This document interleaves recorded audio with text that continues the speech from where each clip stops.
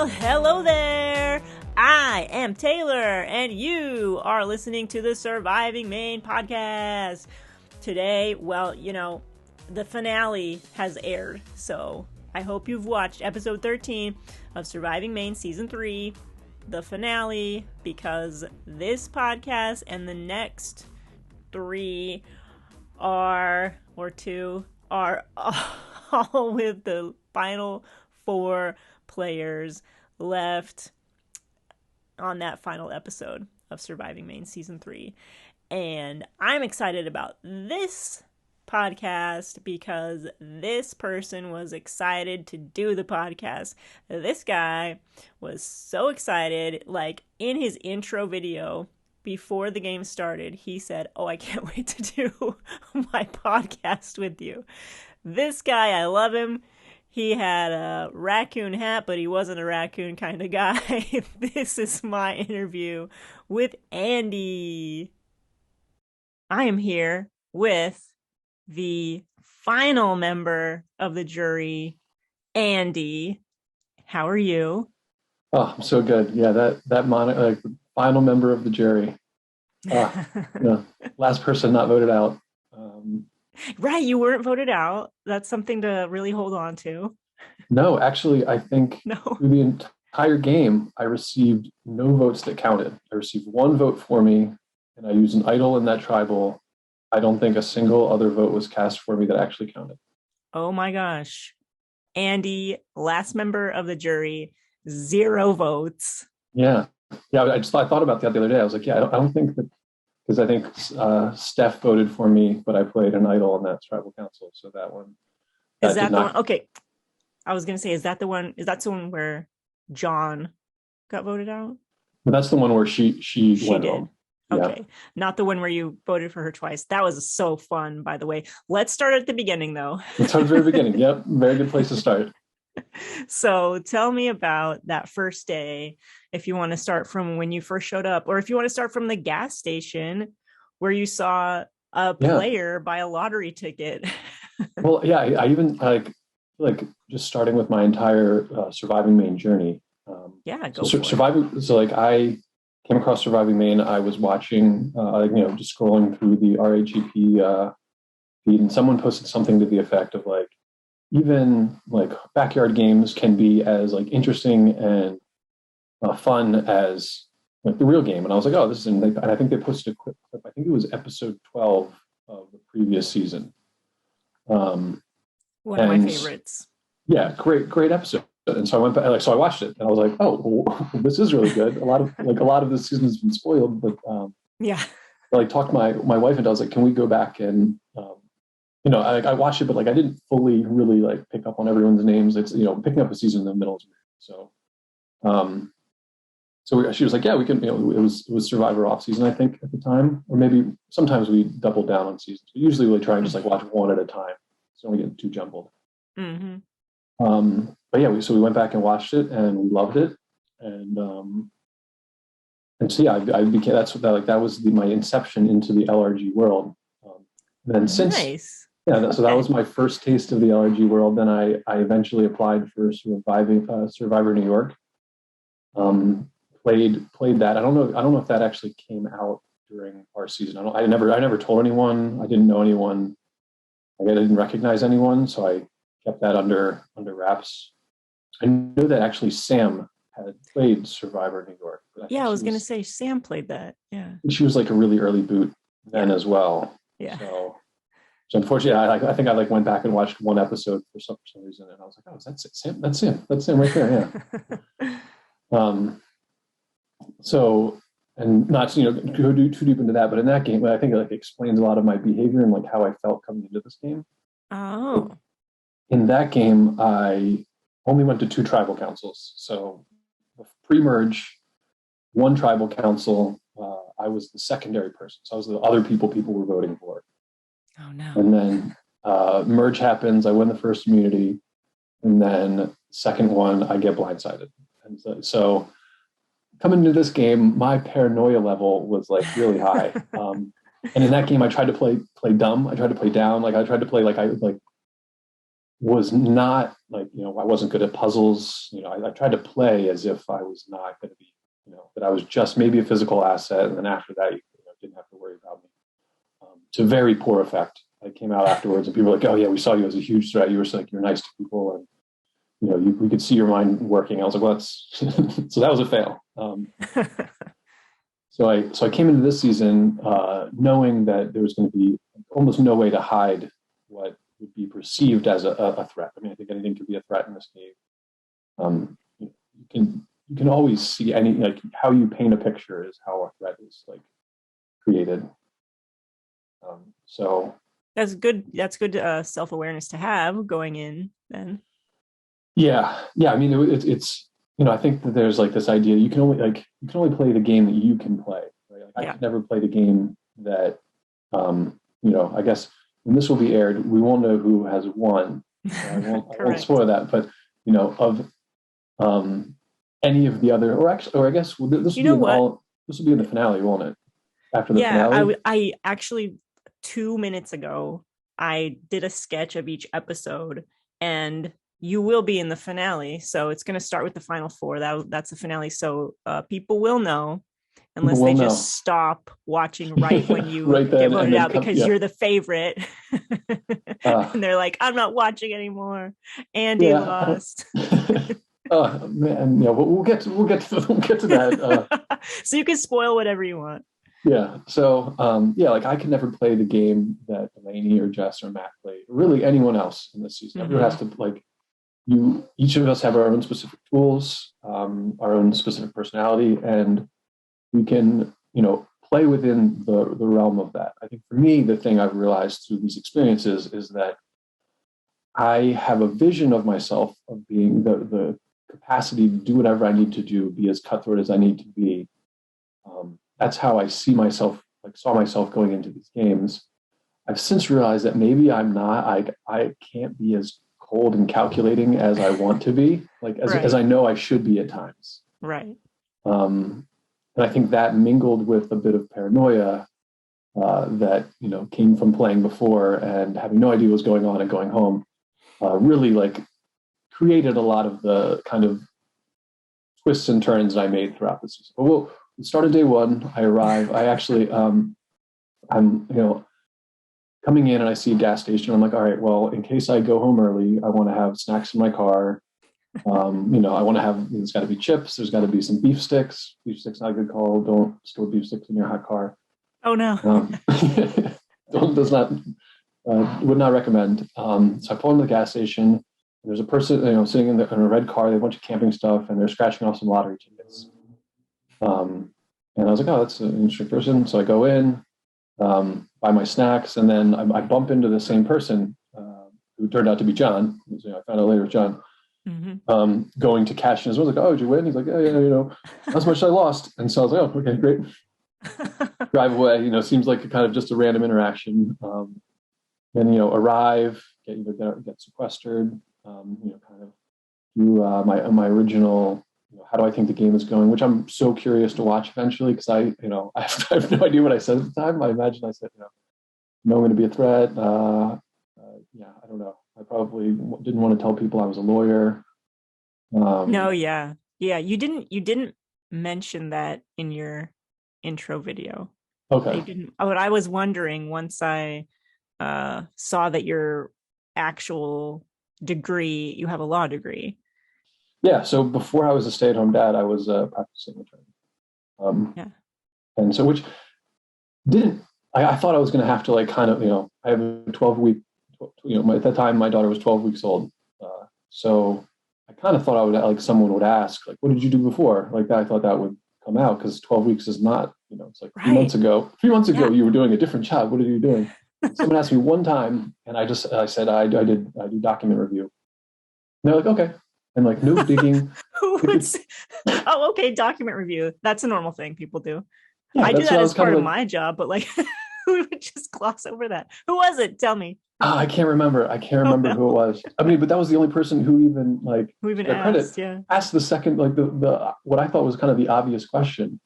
So what were you prepared? That was your prepared answer was? Because I did do legal document review. Sure. But I could, very beginning, when I first started, I did basically worked with a bunch of like paralegals, or it was in New York City, so I worked with some like out of work actors who would somehow like talk their way into doing this job. And so it was basically like that level was people lose their laptops. Company like lose a company laptop. On that company laptop is a bunch of social security numbers, like just personal identifiable information. Mm-hmm. And so you have to like literally comb through documents and find that so that they can alert the people. So that's like lowest level of document review. Mm-hmm. For like legal document review, and that's where I started at. And so I knew I didn't have to have a law degree. I could just kind of okay. It's like this has already been probably going to be hopefully the most boring part of this podcast. And that was what I was hoping. I would just like kind of start talking about it. Be like, yeah, it's really boring. Like it's not something like it's not my dream job. And then would like kind of just deflect that way. But it never came up. I was like kind of almost like I was like a little hurt. I was like, do you not want to know? Do people even care about me? Do you care about what I do? Like, oh, you're a dad. Sure, that lines up. You look like a dad. Oh, well. I have the body for it, so that's. All right. So yeah, go ahead. Yeah. So that was kind of my impression. You know, I kind of knew I was a threat coming into the game. You know, and we're all sitting on the grass, kind of eyeing each other up. And then we get first twist of the game, maybe underrated twist. Turned out to be really important. Was we get sent in our groups of 4. So first 4 go off for the Green Tribe, and then we're kind of like, oh, it's interesting. Like, why would just 4 go off? And at that point, we don't know how many people are playing. In my head, I'm like, okay, like 4. Then would it be like 4? You know. So 2 groups of 8, then 2 returnees, or like 2, you know, other special individual, you know, like to get us to 18. Because 16, you know, I didn't like 16 seems like kind of a smaller season. You know, I think if you go back, it's like China was the last 16-person season, something like that. Yeah, at least, yeah. And so, you know, I was kind of, you know, just even then the wheel started turning. Like, okay, what is trying to figure out the numbers, and who's going to be where, and then we, you know, our 4 goes. And that was me, Mike, Jess, and Dan, which turned out to be a group that, you know, up through the final 7, we were together until something that we'll get to again later. Try and stay chronological. But yeah, so us, you know, and so we have this like already little group, and of course, anytime you're in a little group early in one of these games, you want to be like, yeah, let's, you know, we're going to work together. Kind of, you know, I think we were all a little cagey at first, and then we're standing at that mat long enough. I think we were like, okay, somebody made the move. I don't know who made it, but yeah, just wanting to be like, okay, seems like a good group. I think once we all kind of sussed each other out, nobody seemed super suspicious in those moments. Moments later would reveal more suspiciousness, but at that early phase, I feel like we all got a good feel for each other. Like, okay, this is a good group. We can work with this group. And then, the others arrive. And yeah, I don't even know what I finally noticed. And then that's when I noticed my first hidden immunity idol hidden behind the flag. And so I got to tell you, before you go on, I'm glad to hear this stuff about this first 4 saying they would work together, because I don't have any footage of that. And there's no footage of you finding that idol behind the flag. That's the 2 things missing from all the footage I just went through on day 1, are those 2 things. So walk us through what happens there. So the idol find. So I see the idol behind the flag. So it's in kind of the T of the flag, right at the back there. And all 8 of us are on the tribe mat, kind of getting to know the new people. We've all kind of done a little circle up. We're kind of starting to spread out. And I see it, and I wish that I had known that it wasn't tied to the thing. I thought it was tied to the flag. And so in my head, I'm like, if I go for that and it's tied, like then I'm going to have it tied in front of everyone, and then everyone's going to know I have it. And so I was kind of like thinking, like, how do I do this? And then I saw, I think Trish goes near the flag, and she's kind of like, oh, this is a fun flag. And I'm like, that's a little too close. And then I kind of see like Will maybe looking at it. I look over across the way, and I see Steph from the other tribe kind of look at me and nod. And I'm like, yeah. No, like, and so I saw like Will kind of start to move towards it, and I was like, I have to grab it, right? There's better to have the power, and like the whole idea of knowledge is power, yeah, but the most powerful thing is like having control over something, like both knowledge and control. Had I known it wasn't tied to there, I like 1,000, like I'm very confident. I do like a little bit of sleight of hand. I like do like magic. Oh, I'm not a magician. Yeah, you can juggle. I can juggle. Yeah, so I'm good with my hands. I feel like confident, and I'm good with misdirection. I feel confident in like direct, getting people to look other places. So if I just like grab the dragon, like, oh, this is interesting, I'm going to be able to maybe slip something out, and then if not, at least done a quick swivel and saw who gave me a look, like, oh, I saw you got something. I know to make a connection with that person.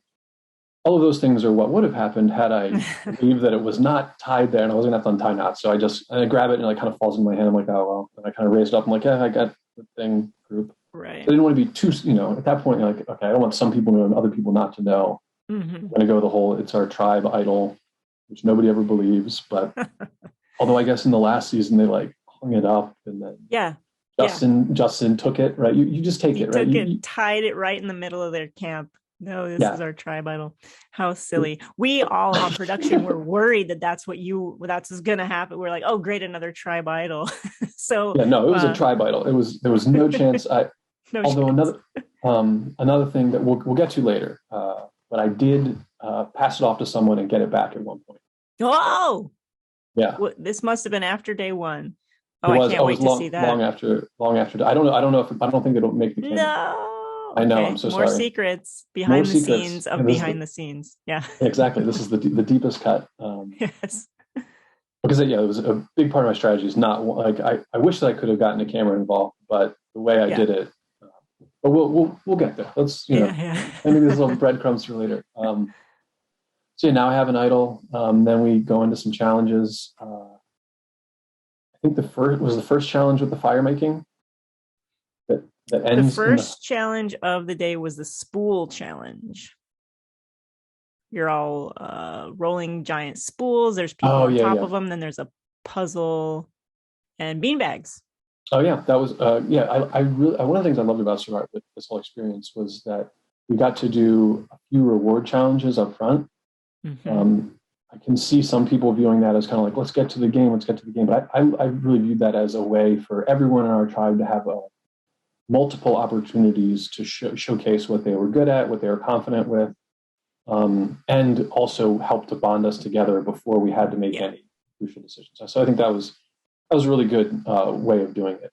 Liza's great about that. It's like that's the whole point. Everyone should have the full like Survivor experience, even if they're the first one voted out. They get a whole day of challenges and all that. So, and it's a great time to get to know everybody, so you can at least bond a little bit. Yeah, and it definitely makes the sting of that first vote out a little bit more apparent, but at the same time, that makes it more meaningful. So right. We did that one. I think we lost that challenge. Did we lose that? It's so funny. Like going back, you're as a band lost that challenge. Yeah, we lose that challenge. Then we come back. The next one was the fire making. Is that right? Sure. I mean, so on the episode 1, that's how you're going to see it. The spool challenge and then some camp life. And then you're going to see at this point you have, but at this point in real time, it's just on a piece of paper, my outline of episode 1 that I have not started yet. Yeah. There's the camp building reward challenge, which is not going to be in episode 1. It's going to be a separate bonus scene. And then there's the idle hands challenge, which is also going to be a separate bonus scene, which was a reward challenge. And after both of those reward challenges is the fire making challenge, which is the immunity challenge, the first immunity challenge. So you can talk about that. It is amazing how much we did. And then it's like, and like one of the things about this whole experience is like I didn't sleep great the whole time. I made like, maybe, I was, I think both camps, like the last person to choose their sleeping spot. And part of that is because like, it's, I don't know, I'm usually last in line. I'm a tall person. So I like, don't want to get in people's way. I'm also like a big person in camp. So I didn't want to like take up the premium spots. That into like the first night I was like sleeping in the rain a little bit. it's kind of farther away from the fire, other times. But I think part of it is that memory, our sleep and our memory are very closely tied together. If we don't get adequate amount of sleep, we don't actually get to process and push all of our memories into long-term memory. A lot of them don't make it from short-term. So it is funny to think about oh man, all these things I did day one. I'm like, yeah, it makes sense. I forgot some of them. Even leading up to, I just have blips of things I did in challenges, but not necessarily who did what. And but yeah, that fire making, I was the three of us, me, Delaney, and Will. And I was prepared this time. The last time I played a game, I did not want to step into the hero role. But there came a point where I was too scared to go to tribal anymore, so I just kept stepping in the hero role. And this time I was like, you know what? I'm not going to be able to hide that I'm a challenge threat. I should step into the hero role when I can, because that's going to make it, the chances that I go to tribal less. And so this fire making, I was like, oh yeah, I can make fire. Now, the truth is, I'd never used flint and steel before in my life. What? You had never what? I had watched YouTube videos. I watched YouTube videos and kind of had a theory of how you do it, right? I was like, okay, I imagine once I figure out how to strike it, then that's. But rest of fire building, I feel very good at. Know how to get brush, layer a fire, build it up, but how to keep the fire going, all that stuff I feel good about. But the actual striking the flint and steel, I was not I'm not versed in it all. I had an idea. You scrape the magnesium. You see him do it. You kind of have a theory of I had a theory of how I'd do it. And so I step into that hero role of I'll strike it, because I didn't know the other people's experience. They were also being a little bit cagey about their fire. It turns out both of them are experts at this. Both very have both have done this a lot. They're oh yeah, we can't we do this as found out there are even more experts out there. That had done, Matt apparently he posted a TikTok the other day of him getting fire really fast, and I was like, and you sent me, you still sent, but we didn't hear that. But so there was a lot of people who were good at this fire, and I was, but I was also probably delusion. I feel I have sometimes as was it from Star Wars, delusions of grandeur. I can do that. It can't be that hard. I'll just do it. And there's a lot of moments in this where that was the case. I never shot BB gun. I'm not very good at not super experienced with a slingshot. There's just things I was I bet I can do it. Wow. Wow. Then there are other things that I was I've thrown an axe before and then couldn't land a single axe. So there's it was a. What about the hammer? You flipped hammers a lot. A lot of kitchen appliances. I have flipped. Okay. Kitchen appliances, hammer. But it's all comes back to the juggling. Yeah. I mean, I could have been flipping that hammer behind my back, no eyes closed. It's a very natural flip for me. So I think there's even the hitting. I kind of took a minute to get settled with that. That's a whole other challenge. Yeah. Sorry. No. Off track here. Fire making. But yeah, fire making. So just throwing myself into that role, and then actually we won, and so I was like, oh, this is good. This is and actually, yeah, our tribe did pretty well up until the split. I guess the split happened at 3 people had gone. Yeah, so we only lost one from our tribe before the split. Right. Yeah, I mean, also sorry to see Larry go. I was kind of interested to see how Larry was going to do. That was a rough first loss. That was sad for everybody. Yeah, exactly. It's unfortunate when someone just not feeling well doesn't get to continue on. But everything, Larry has been delightful since the game, and so I can only imagine he would have been a great addition to the season. So I'm also super curious what would have happened had there's so many instances of if the path diverged one way, what would have spelled out for the rest of the game? Mm-hmm. And that Larry going out first, I don't know. Larry seems like a pretty social guy.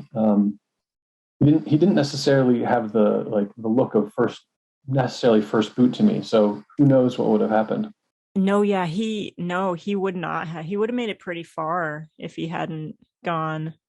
I mean, we can talk about it just for a second because it's, Yeah. yeah. Uh, Kaya wanted to go home. So that's 100% who would have been voted out first. And she ended up being voted out first when they went to their uh, first tribal. And then like there was a pretty solid pecking order that was pretty clear. I don't think much would have changed it because there was a solid alliance. It would have been John next and then Caitlin, I believe. So in the long run, not much would change except that Larry would have been around for the swap, and who knows what would have happened there. Yeah. Yeah, that would have been, yeah. It's so interesting to like start like, meandering down these would have been paths. Yeah. Yeah. So where should we go? Where should we go next? Because we went immediately into our first night. Yeah. If you want to talk about the first night, the first morning, anything else? Yeah. So the first night was interesting. As I said, like I kind of like it was like raining a little bit. I was I think Will and I were like not quite. Will was like on the edge of the tarp, and I was just like basically sleeping in the path. And then Sam didn't really sleep at all. So I woke up pretty, in the middle of the night and like was not sleeping well. And so I ended up sitting with Sam and like kind of whispering about fire. And I like in my head I was like, oh, this is just like Jazzy and Cameron and Brendan from last season. Like we're gonna make this like alliance right here. This is gonna be it.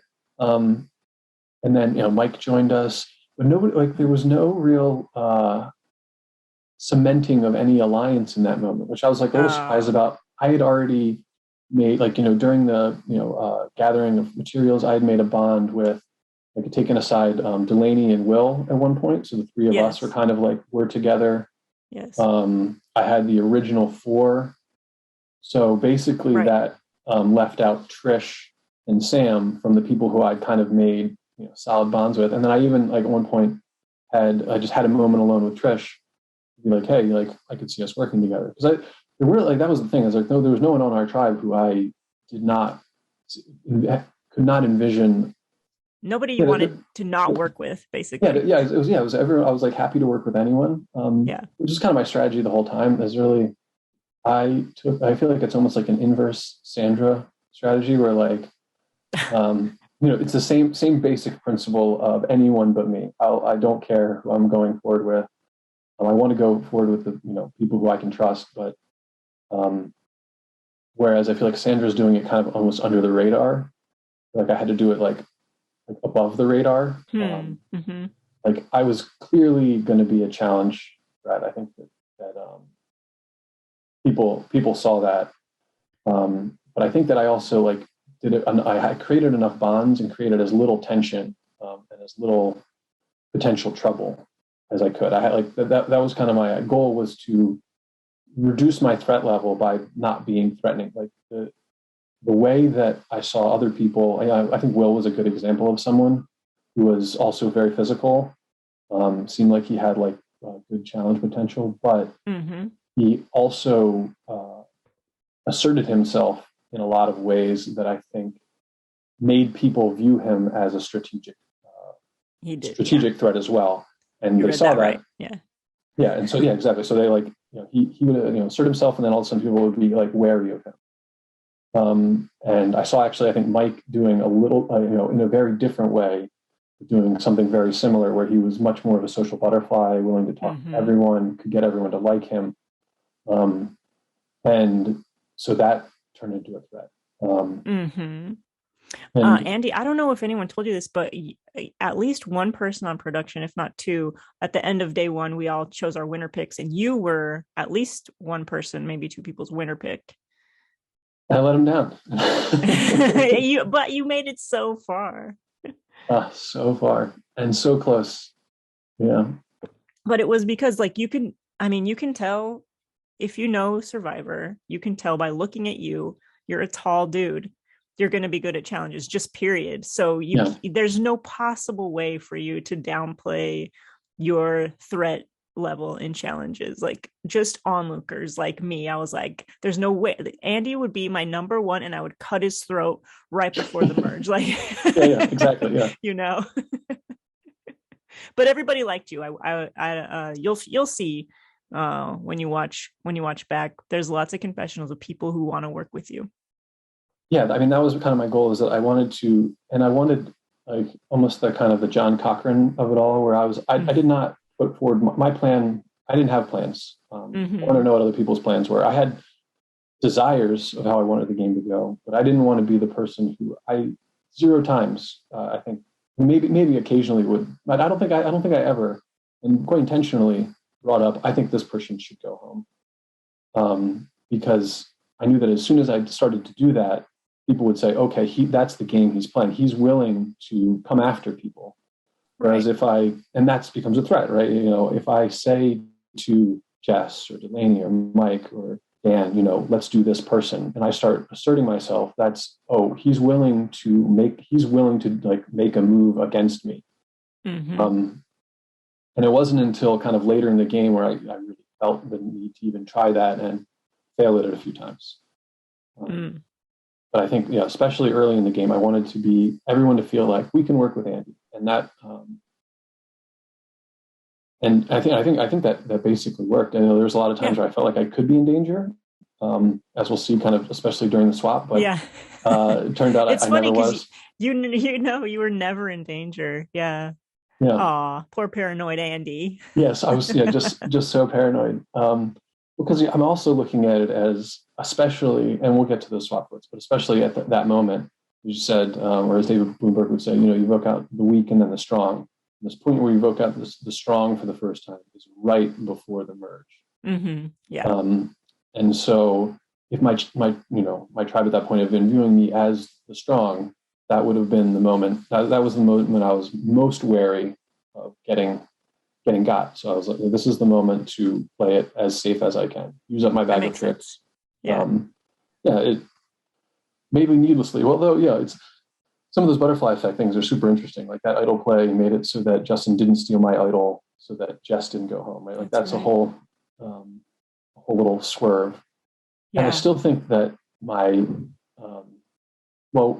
I feel like I keep getting ahead of myself. Like try and stay chronological. First we have to vote out Sam, which is a sad moment. So we wake up that next morning. We go and we lose the challenge. So now we have to take Sam out. We have to take someone out. And there was, I think, the big interesting moment of that whole thing was, I think we're all kind of thinking Sam. It's been kind of going around. And then Dan and Will have a conversation.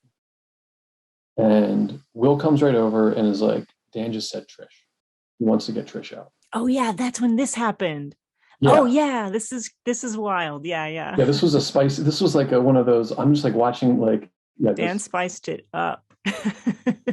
Well, maybe, I don't know what actually happened in that conversation. Oh, I do. I was the one filming it. Oh, it's fun. Go ahead. Yeah. Because so in my mind, so this is what happens in my mind, and I don't know, I can't wait to see what actually happened. So Will comes over and says, Dan said Trish.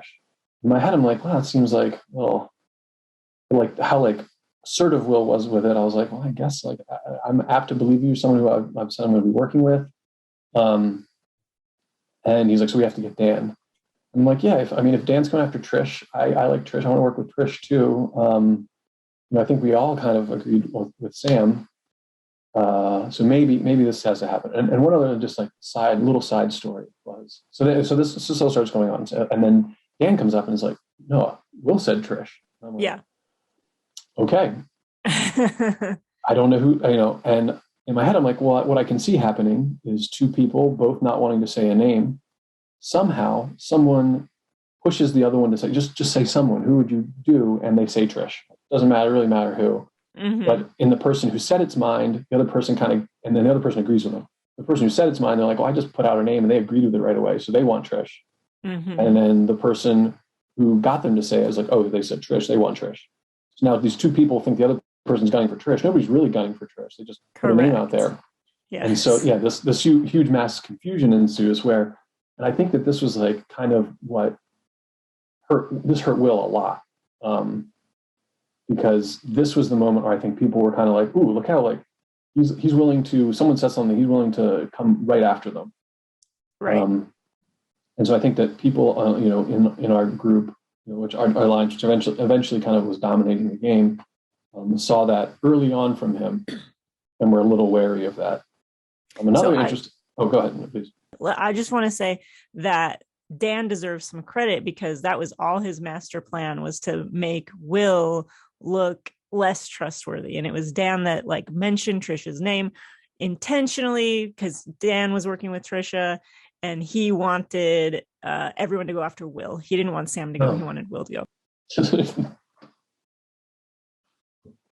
Dan's master plan combined with Sam got emotional, right? Sam kind of, I think, kind of felt it was going to be her. She came up to the group and was very, very emotional. And I have, I guess, big heartstrings because that tugged on them. And I was like, well, is there another option? Like, what else could we do here?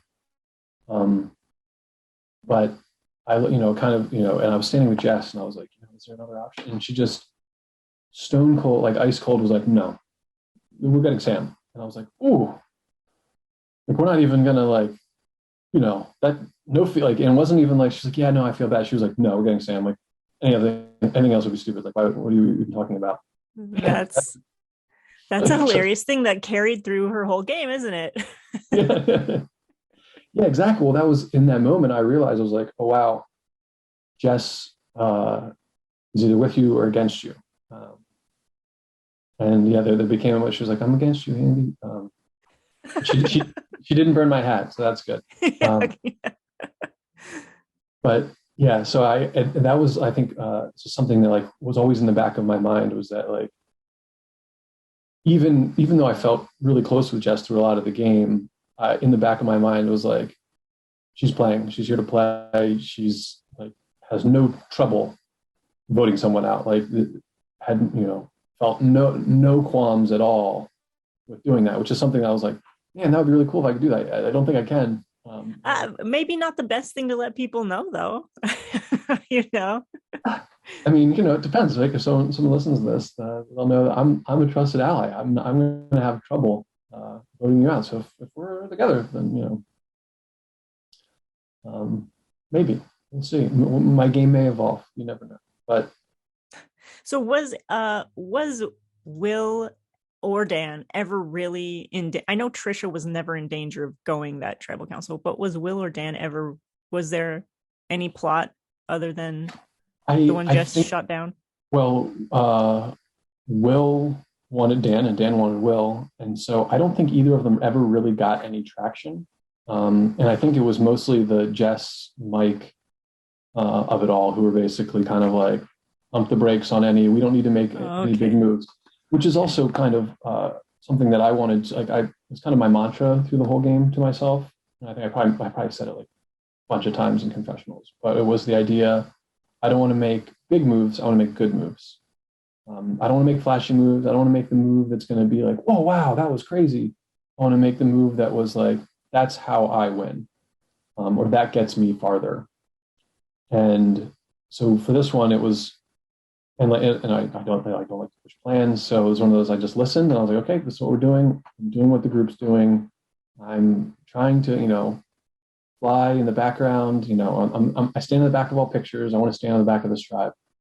I don't want to be in the front and center. I want to be as far back. Like my head's always going to stick out, but I do not want to be super visible. And that was, and so Sam goes home. And then we basically win until we win the next immunity until the swap, which was nice. I guess we win the fruit. Oh yeah, the fruit. Oh my gosh, we have to talk about that. Yeah, yeah. Nobody saw that. I couldn't believe it. I was filming you with that basket and trying to be as subtle as I possibly could, because I know like it's obvious when people are filming things, like you want to look like what is something interesting happening there? Why is the camera pointed that way? So tell us what happened there. Well, I was so surprised. Like it was something I did, I missed one sweep. I didn't do the full turnaround. I didn't look behind me and miss an idol.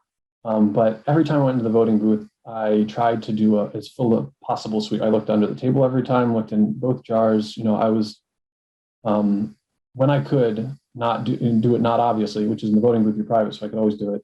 I was trying to look for stuff as much as I could. Which I found out afterwards, the water idol, which I did get, was there for so long. It was so obvious. So many people just were right next to it.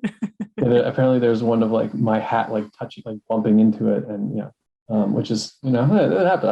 I got it eventually. I got there. So I like kind of fell through the basket, and I was like, at first felt around the edges, nothing there, and then I was like, it's got to be deeper. So I reached in the fold, and I was able to flip it out. Everyone's filling up the water, so I was able to kind of turn away from everyone. I put it on top first, so that I'd be able to easily kind of grab it, and then I kind of judged where everyone was, holding it kind of above everyone's eye level, and then was able to quickly do a quick turn, put it in my pocket, and I had my second advantage in my pocket. The first one I would squander. I don't know. I wouldn't. I still. Well, we'll get to that. I have thoughts about that use of that idol later, which I think was maybe underrated. I think that. Oh, I can't wait to hear. Yeah. By some feedback I got, people did not seem impressed with that play, but I think it was more well thought out than they understood.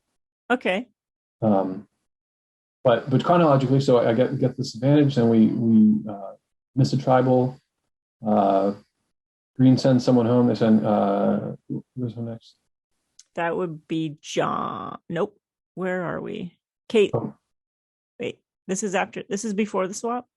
Yeah, third boot is right before the swap. This is when Kaya goes. Yeah. There's Kaya. Okay, yeah. So Kaya goes, which sounded like it was an interesting, wanted to be voted out, but almost played her shot in the dark, just really keeping everyone on their toes over there. I hope it seems interesting in that episode. It was not interesting at all. Yeah. Yeah, when someone doesn't want to go, it doesn't want to play anymore, it's not always good. Yeah. It's a bummer. And then we come to the swap, which is always interesting, right? Especially when you do schoolyard pick'em. Yeah. It was I was the number one draft choice overall, which I was just super happy about that because it was Mike and Will, right? And so there's 7 grays left. Whoever picks first gets to have the tribe with the dominant numbers. Mm-hmm. Whoever picks second is going to be split. And I had made allusions to I'm willing to pass my idol across the way to save someone. I definitely was never going to do that. But yeah, I was like, so I was a little like when they got where they were tied numbers, I was like, how worried am I? But I wasn't super worried. If they didn't all make it, at least there was going to be 4 of us coming through. And then we proceed to lose a bunch of stuff in a row. What do we lose first? Something involved running because Caitlin did a lot of running. She did, and you guys voted her out. Well, we had the numbers.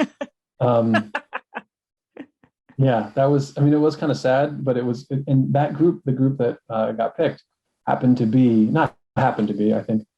through intention of Mike, more intention that I really appreciated at the time. But like he got all 4 of the original 4 of us, even to the point where he left Dan. He didn't pick Dan, and then was able to kind of tell Dan, "Well, I didn't pick you because I didn't, I picked Jess instead of you because I knew Will wasn't going to pick you, and so then I'd get you." Who knows how true that was? But yeah, his thought was, "I want Dan with us. I know Will's not going to pick Dan because Will doesn't trust Dan." Mm-hmm. Rightfully so. It's true, yeah. Yeah, good call. Well, and so we ended up with the 4, and then John and Caitlin, and we basically kind of had them pretty well dominated. We're getting the vibes we were getting from both of them were very kind of desperate-ish. Caitlin was much more desperate than John, and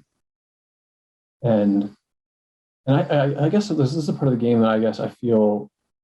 Yeah, I kind of I wonder about my game where I basically stonewalled, right? Like I was like, I'm not going to work with you. I didn't even entertain the idea.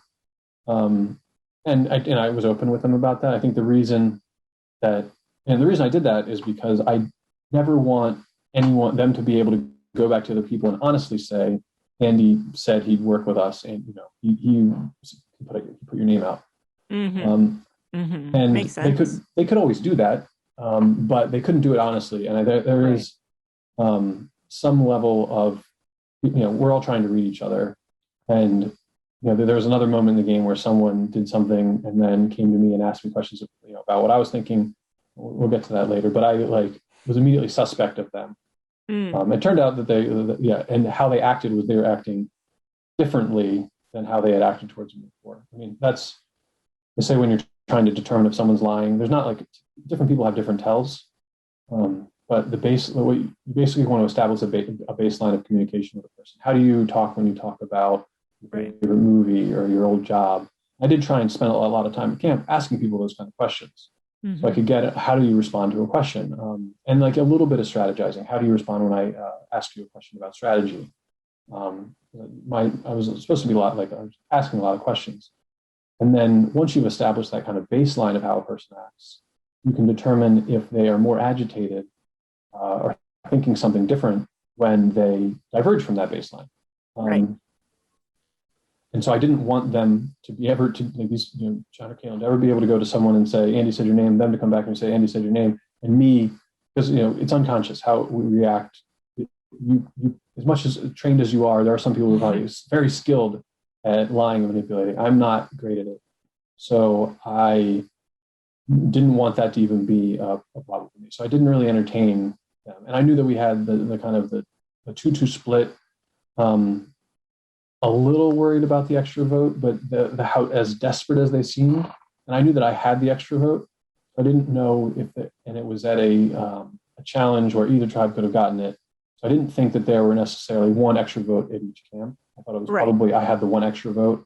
Right. So I wasn't super worried about them having another one. I knew we could split it, and one of them would. I think it was 1 in 13 odds of the other person pulling the shot in the dark. So yeah, I was not super, very, very slim odds. Wasn't so worried about that. If the other person had an idol, so that was our only. Right. So Caitlin wasn't voted out, was she? It was, or did John vote for her? Who? I don't remember what happened. So we split 2-2. John plays okay. Yeah, John plays an idol. She plays a shot in the dark, misses, and so she right. Okay. If it had been that John and Caitlin both vote or both play their shot in the dark, who would you have voted for on the revote? I think our plan was to take out John. Okay, and why? Again, I wasn't super invested in it. I honestly you was didn't care. Yeah, happy with either. Yeah, it's sort of kind of a common thread. Is either one of them can go home. I mean, Caitlin was very physically good in challenges, and John was super good at puzzles, amazing. Yeah, John was so good at puzzles. I mean, actually, going into the game, after I saw John playing the lottery, I was like, well, the lottery is usually a fool's errand, right? Yes. It's not, it's not. He doesn't know anything about statistics if he's playing the lottery. Unless he has gone on and figured out which one has the highest probability, playing the lottery is generally, I mean, it is fun. I buy spectrum. Sure, I do too. But in that moment, I was like, okay. And then watching him do the first puzzle, I was like, I have no idea what to think now. This guy is a brilliant, brilliant puzzle maker. And unfortunately for John, none of the challenges that happened after the swap before he went home had puzzles in them. Right. So he could have saved himself if it had been a. Maybe. Although we fell kind of far behind in some of those. Some of the slide puzzle one was not close. We almost made it close. How long it took them to do that slide puzzle between Steph and I do a lot of slide puzzles. Know how to do a slide puzzle pretty quickly. We'd already seen the picture, so I wasn't going to be figuring out the picture. So we already had basically had the top row. We would have plugged through the rest of that puzzle pretty quickly if they hadn't. I think our just axe throwing was so poor. No, that wasn't the axe throwing. That was the ball maze. The maze, table maze, yeah. We'll get there. First, we have to vote out John. But Right. That was the last. This is the last immunity challenge and tribal of night 2, yes. day 2. Okay. So enter Stephanie Enter Stephanie from exile. from exile. She's Yeah. burning hot, isn't she? Stephanie was, just like just a smoking pistol. She came in, just so hot and hard. She was like so fun. And like, both, there's this like, I could see the appeal of working with Stephanie. Like, I Yeah. was like, there's definitely like, this is fun. She's like entertaining. Like, I don't necessarily want her to leave. But again, it was one of those, well, what's the smart thing to do? The smart thing is to definitely get rid of her because she is a powerhouse here. Yeah. Yeah. She was coming in from exile. So that was, unlike when it was Caitlin and John, I was kind of figured, okay, we can just split it and dominate them that way. This time I was more worried about, okay, what are all the possible advantages we know in the game? What have we seen in this game? What have we seen previous Surviving Maine? What have been played in the actual game, actual Survivor? And what could beat us, right? So they have an idol. They have 2 idols. No, John just played one. The odds that they found another idol and she got an idol are kind of low. So that, but either way, if they both have idols, there's nothing we can do. So we can't stop them from that. So it's not even something to worry about. One idol, split vote, that wins it for us. A extra vote though does not. If they have an extra vote, they can vote 3, and if we split it, then they win. So in my head, I was like, okay, well, I have an extra vote. Mm-hmm. So I can erase that possibility of an out for them. So that's why you decided to play your extra vote, was on the chance that they had one too. Yeah. If whatever Stephanie got at exile, she probably got something, like the odds are she got something. What could it be? Extra vote's one of them. And so I basically wanted to have it at checkmate, right? Like I didn't want it to be a question of, okay, we can probably win. It was, no, we 100% need to win this one. Because I can see Stephanie, if they get one of us out, I don't know who they're going for, but if they get one of us out, then I can see her turning someone else. Okay. I really felt like she was that good. And so I wanted to have a complete checkmate. So this is the time where I actually, as we're walking in, I literally just take my idol and put it in Jess's pocket. And I said, hold this for me. So that if the knowledge is power, if she had gotten a knowledge is power, and she would have known that I had the idol, she saw me get it. She had asked me, I could have said no, Jess has my idol. And so there was basically, based on the advantages that are possible in the game, there was 0 chance, besides them both having idols, that John and Stephanie, both John and Stephanie were walking out of that tribe. Right. And then in addition, I lied to my tribe about where I found the vote. I told them I found it in the booth at that tribal, so that they would not be suspicious of me having had an advantage and not having told them about it. That was annoying because it got every single fucking person flipping through all the pieces of paper every time they went to vote because of your stupid lie, Andy. But I feel like it was a really good lie. Yeah, because I didn't want them to be suspicious of me. I wanted them to think, and I also think that shifted Mike from a point of potential contention with me to, oh, look what he did to save me. It's one of those. Okay.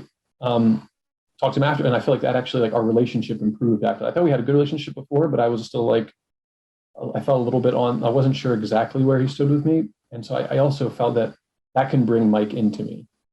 That is someone who I can say, hey, I've got your back. There was no way they were going to send you home, not on my watch. Mm-hmm. And so I feel like that looks like, on paper, it's like, oh, you misplayed this extra vote. Stephanie plays an idol. It doesn't count. She votes for John anyway. It really didn't matter. Like, you read everyone wrong. But I don't think that your best skill in Survivor is reading people. Your best skill in Survivor is knowing all the possibilities of things that can happen, regardless of whether people are telling you the truth or lying, and playing to that game. And so as I saw, I was like, this is the game that nobody can stop. Like, no, they can't stop us this way without 2 idols. Statistically speaking, like that strategy is the smartest strategy. What you did was the smartest thing you could have done with the knowledge that you had. Yeah, right? It was the safest. Yeah, it was definitely the safest. Right. Covered all the bases. And I really, this is the time that a lot of people, this is the time they might come for me. Um, and so I just, wanted to have all those bases covered. And, I think that did improve so I think coming out of that, I think that it looked like a poor play. Sure. But If your results based analysis says, oh, that was a stupid thing, but everything else says, oh, it was actually really smart. Right? Yeah. And I think that there's something later, like I think moments like that I think if I could have had the opportunity to explain myself, final tribal, speech I would have given. Oh, goodness. Everyone would be crying for you, huh? No, I don't know if I was going to get any tears. I don't know if I. Yeah, I think it takes tears to win. I feel like it does. These days, you have to. Yeah, I would have to pull deep. So, but Steph survives. I kind of that was one where I afterwards I was like, oh yeah, I just found it there, and I just voted for you a second time, Steph. But like, I really did want John to go home instead of you. Kind of like told that lie, but I really did want Steph going. I felt like John was not pulling anyone. Right. I didn't get the feeling that John was going to be able to pull anyone. Steph, on the other hand, I was worried about because she just the passion. She just wanted it so bad, and you could tell. Mm-hmm. And sometimes that changes people's mind, right? Like that's that had the opportunity to change my mind. It didn't in this case, but it was something I could see as appealing to people. Then we go to the next challenge. I think that ball maze. I was the most frustrated not being able to talk. I was so frustrated because I knew what to do and couldn't tell it, like, and just, even through nonverbals, like trying to do, but we couldn't get a single ball. I was not a camera on your maze. I was on the other one, but I feel like someone told me, or I noticed that once you were able to talk, you were giving the directions and you were doing way better. Is that a correct memory that I have? Oh yeah, Once we were able to talk, okay. I took over and not only gave directions, but like told people like, you two are anchors. You don't move. You don't move unless I tell you to move. You stay stable. Just you're basically not moving either. I'm like maneuvering this thing, wiggling it, doing not like a lot of the maneuvering, and like even holding that table was very hard. So my whole tribe was working hard. Yeah. No question about it. But yeah, I really took over, and then we got them very quickly. Okay. But yeah, no, that was not being able to talk was super frustrating. I mean, imagine how hard it was for the first season when they were blindfolded. Oh my! What a nightmare! You two, yeah. And I'm not sure that had I been the caller for that, I would have been able to explain what I wanted them to do in a way that, like, the touch. There's a lot of touch to that. There's a lot of kind of feel, and I've done like the when you have the two things, and you have to get the ball through the maze and the glass tile. I used to play with that a lot. I spent a lot of time in after school program as a kid, so I played a lot of games. There's a lot of times playing games, but yeah. So we lose that one, and so now it comes to and at this point we thought we'd have merged. Right, we're at there are how many? So it's we're at 10 people. Yes, and so Trisha had been voted off the other tribe in between. Yeah, and so then we so we're like, okay, we're merging, right? We made it, and then is not. And it wasn't, yeah. Which was a surprise. Yeah, it was just another one of those surprises, and I was like a little bummed, but also like not super. It wasn't terrible to go to this tribal because Stephanie was someone who I was pretty wary of going into the merge. So definitely didn't try and like no at all trying to. We're definitely trying to win, but then once we lost, it was like, okay, that's not the worst. And then and so this is the tribal where I misplay an idol, right? I looking back on it, I don't think it was actually that bad a thing for me to do. Explain. So I guess one thing is, as we talked about before, you get the weak and the strong, the weak and the strong. This is the moment for my tribe to get me out pretty easily if they want to. They have the number.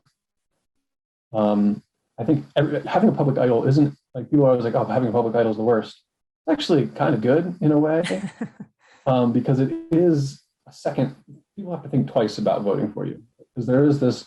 Okay, Right. but what if he plays his idol? Right? There's this Mm-hmm. thing in the back of people's minds, so that there is like kind of the annoyance of having a public idol, but it's also this a little bit of a shield. If people don't know you have an idol, they might come for you, and you might just miss the tells and get voted out with the idol in your pocket. Nobody's gonna come to you like, hey, just play your idol, because they don't know you have one. But also having a public idol is, especially going into the merge, is something that can raise a target level. And so flushing my own idol, getting rid of it, does reduce my my Your threat threat level, level. Okay. threat level some, and making sure that I make the merge where I felt very secure was worth it. Was the risk reward for me was, okay, I don't play this idol. I go to merge with an idol, really good, but we also have the numbers so handedly. We're 5-3 that I'm not really worried about being safe. I feel I have good connections with every single person that's left from I have Will and Delaney on the other side, who I was in a tight three with. Yeah. And then these four. So both of my, significant alliances are completely intact. I didn't super need the idol, but I did need to make merge. And Steph also made what I would have found in my tribe mates' positions a compelling case to get rid of me. And so, like, I think I answered one of the questions. Do you trust people? Like, I trust people to do what they think is best for their game. And in that moment, I thought, it might be best for Dan, it might be best for Mike, it might be best for Jess to get rid of me here. They don't need me to help them win challenges anymore. Right. They know I have an idol. If they can blindside me, that's better for them. Why not just kick me out? And so, it was one of those. I just was like, yeah, I'm fine to play this year. I'm also pretty confident in going through the next challenges.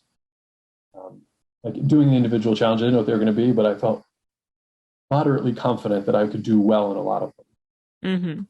Mm-hmm.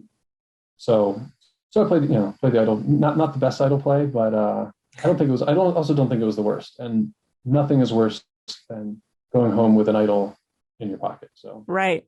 Absolutely. So yeah, it was one of those. I don't just rather burn them, throw them out. If I'm ever scared, just insurance. My paranoia was also still through the roof. I just still. Okay, so all that makes sense. All right.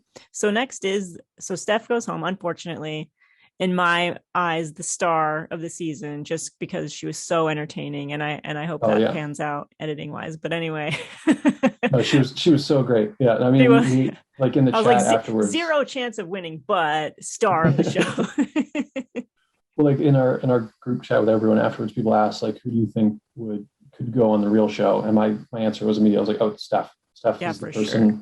Yeah. She's got like the accent, she's got the character, she's got she's got everything that would like really pop on TV. Absolutely, yeah. So yeah, it was sad to lose her, but both bittersweet, right? I was glad she was gone because I did not want her. She's gonna stir it up, no matter. I think even if she was in a safe place, I don't think she was ever going to feel safe, especially going through a couple harrowing tribals like that. She being the last person picked, all of those things she was gonna have a chip on her shoulder, burn her, her stockings. Yeah. She's gonna make the game more chaotic than I ever wanted, would ever want it to be. So there were plenty of other agents of chaos, as we will see. Right. Yeah. And they kind of go out boom, boom, boom after the merge. I mean, in my mind.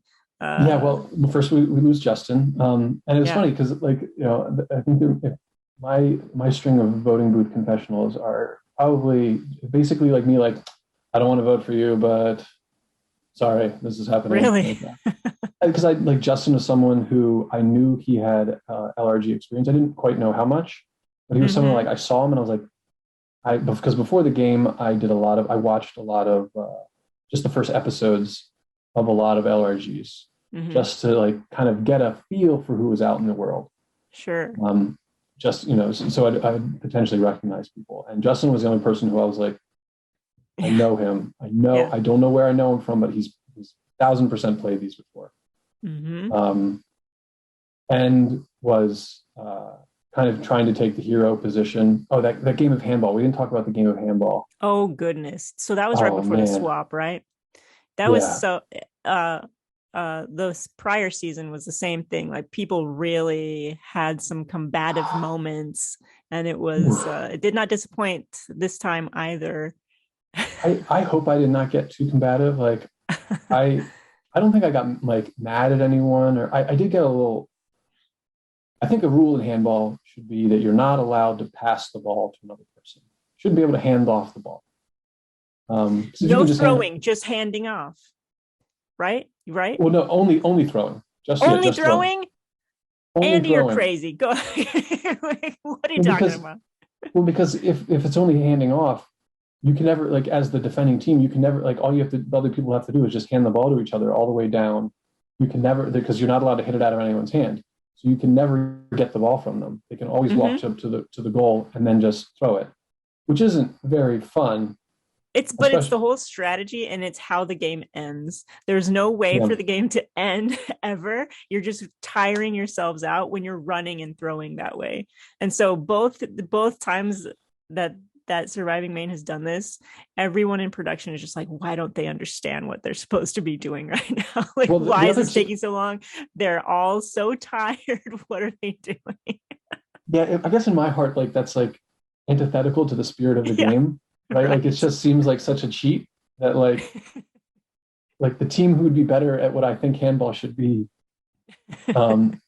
loses all advantage if the teams are just passing the ball like that. And I really tried not to do it until they tied it up 2-2, and then I was like, all right, we just have to like. And if I can get within sight of that, like that thing, if I can get close to it, I've felt pretty confident, because I think I actually, before we even went to that strategy, I think I'd already hit it twice.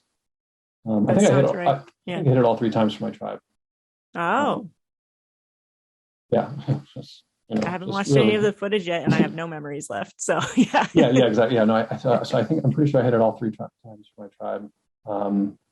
But yeah, that was a brutal kind of like in your face, so much pushing. Mary Ellen just bodying Mike a couple times, just like, no way. It's so funny. Mike was so upset about it.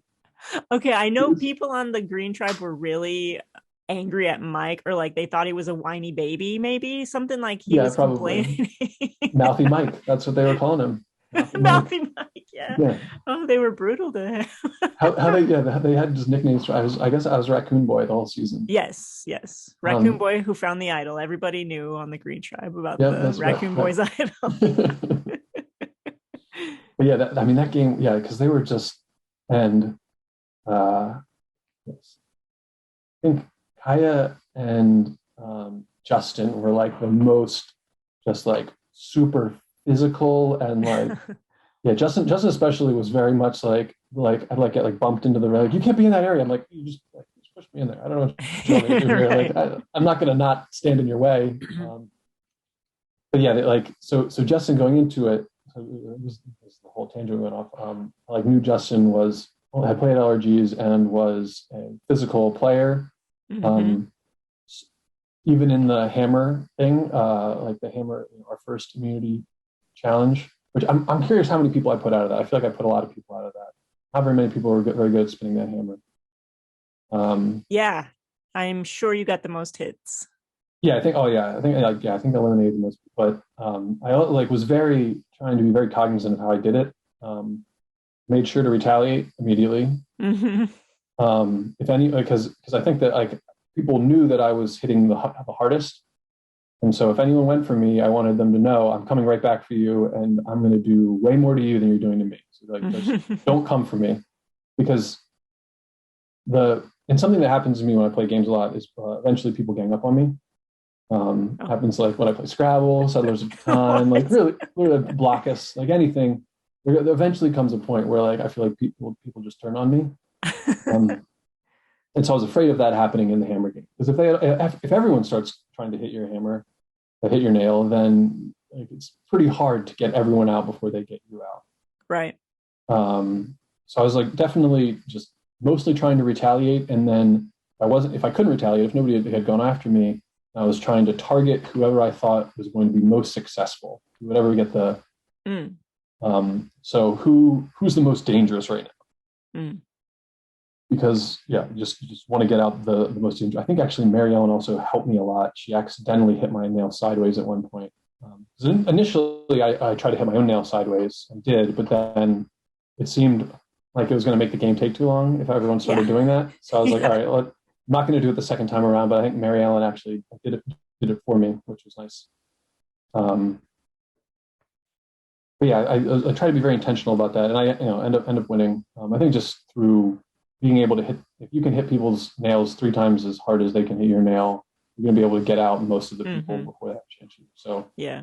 And also, yeah, it was interesting. Will's strategy, he said later, and he'll probably say this thing, that he tried to say pretend he couldn't do it at first, and then at one point switches, and he's like actually really good at it. And so I was glad that he was already kind of way down. I think I might have finished him. I'm not sure if I finished him off, but yeah, I was glad he got out because he was someone who I was like, oh, he might be good at this. Yeah, because it only takes 3-4 hits. If someone's good at the game to eliminate you. So yeah, but Justin had done well in that one. So I feel like I keep going off these little tangents and then coming back. But so Justin was someone who I looked at as like, okay, potentially meat shield. But I also knew that a lot of the times when Justin and I were matched up against each other in hero roles, I had kind of outdone him in some ways. And so I was kind of cognizant of the fact that no matter how, there's not going to be anyone, I don't think, who's going to be a true meat shield in the challenge sense. There might be an overall shield for me when you combine their challenge prowess, their strategic game, and their social game. Yeah. I think I had a few people who were enough in front of me. I didn't have quite as many as I wanted. And so Justin was one of those people. I would have liked to have maybe kept him around, but he was just such the obvious, the rest of everyone else chose him, and he was not someone who I was going to dig, my heels in at all for. Right. There's another mistake I made in my last game. I got what I like to refer to as immunity blindness, where I won the first individual immunity challenge and felt basically invincible. I was just walking into conversations I had no place in. Cocky. Oh wow! I got super cocky. I got one people to accidentally reveal an idol to me. So it had its uses.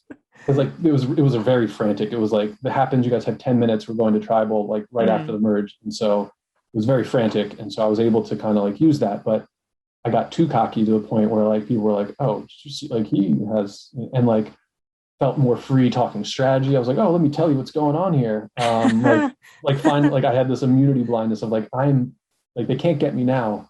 That doesn't mean that they won't be scared of me later, and what I do now matters for later. I kind of missed that, and then it was immediately blindsided. So this time I was like, nope, I'm not. The only hill I'm going to die on is the one that has me at the top of it. As long as it's not me, you guys want to get out Justin, that's fine. Could he be a good shield for me? Maybe, but it's fine. Who would you have preferred to vote out at the merge? I would have been happy with. I think actually Matt would have been one of my choices, or Mary Ellen. Really, I wanted the green. I wanted the green to go. Because I had both a 4 and a 3 within the gray. So I felt it was just 3 greens left at that point. It was, yeah. Wow. It was just 3 greens. Yeah, and within our gray, I had a 4 and a 3 within the gray group. Okay. So I felt if I can get just to grays, I'm in the middle. That's where I want to be. I can ping pong back and forth. Yeah. How perfect. Would have been so perfect. It was a great plan. Unfortunately, other people had their plans, and I was not pushing mine. So I was fine with it. And so yeah, we Justin. Then next is the whirly ball challenge. What'd you call it? The whirly ball. I don't know if the spin the ball around the hoop challenge. Yeah, something I felt I would be okay at. Did not. I think I was like third, fourth in that one. Mm. Um, but not was not a true contender by any stretch. Was Yeah. Was it Jess and uh was it Jess and Delaney that were the Jess and last Delaney. two? Yeah. Yeah, okay. Um, They seemed like they could have lasted a lot longer. It ended sooner than I thought it would. yeah. No. Well, I feel like this is when the Jess Delaney stock started to rise. I mean, their stock was already Yeah. pretty high after the spaghetti challenge, Mm. where Jess and Steph, and then Delaney and Mary Ellen, and then Will and Matt had all held the ball up. So I feel like their challenge stock was already decently high. But then this is where it starts to rise a lot. Yeah. Um, and so Jess wins, and uh, I was a little worried. So then they say Will, because I was like, let's just get the greens out. Like, why mess with Mm-hmm. this? Why? And they said, let's get Will, and I was like, okay, Will. Who was pushing Will? Who was they? Um, the person who told me, I believe, was Delaney, Hmm. Hmm. which I was a little surprised at because she Yeah. had just been on the other tribe with Will. I thought that they Mm-hmm. were working together. I think that she maybe senses volatility too, or maybe someone else had given her that name and she came to know it. But she seemed like wasn't like she was even second guessing it. She seemed like I think we should do Will, like Hmm. pretty confidently, and so that like I didn't fight it. If someone came in really kind of questioning, like, should we do this? I might have fought it more, but it came in with such a authoritative, this is what we're doing, that I was like, it's not, Will's not the person I need to defend here. Right. He's someone who I could see competing with me in certain challenges. And I'm fine to get out, he didn't seem like someone who was going to be that great a shield for me. Um, so I was fine to get Will out. I was just, I was like, but after that, still those two greens lurking around. But yeah, so but it was already, I could already kind of feel my grasp on my plan of getting a seven gray strong or six gray strong to the end. I could see that plan kind of like starting to falter. And if people Gotcha. were Yeah. willing to that's the moment I was like, okay, well, Delaney was, I thought, in a close thing with Will and I. She's willing to flip on him. That ebbs away in my trust pretty significantly. Mm-hmm. Of, I'm the only other person in that three.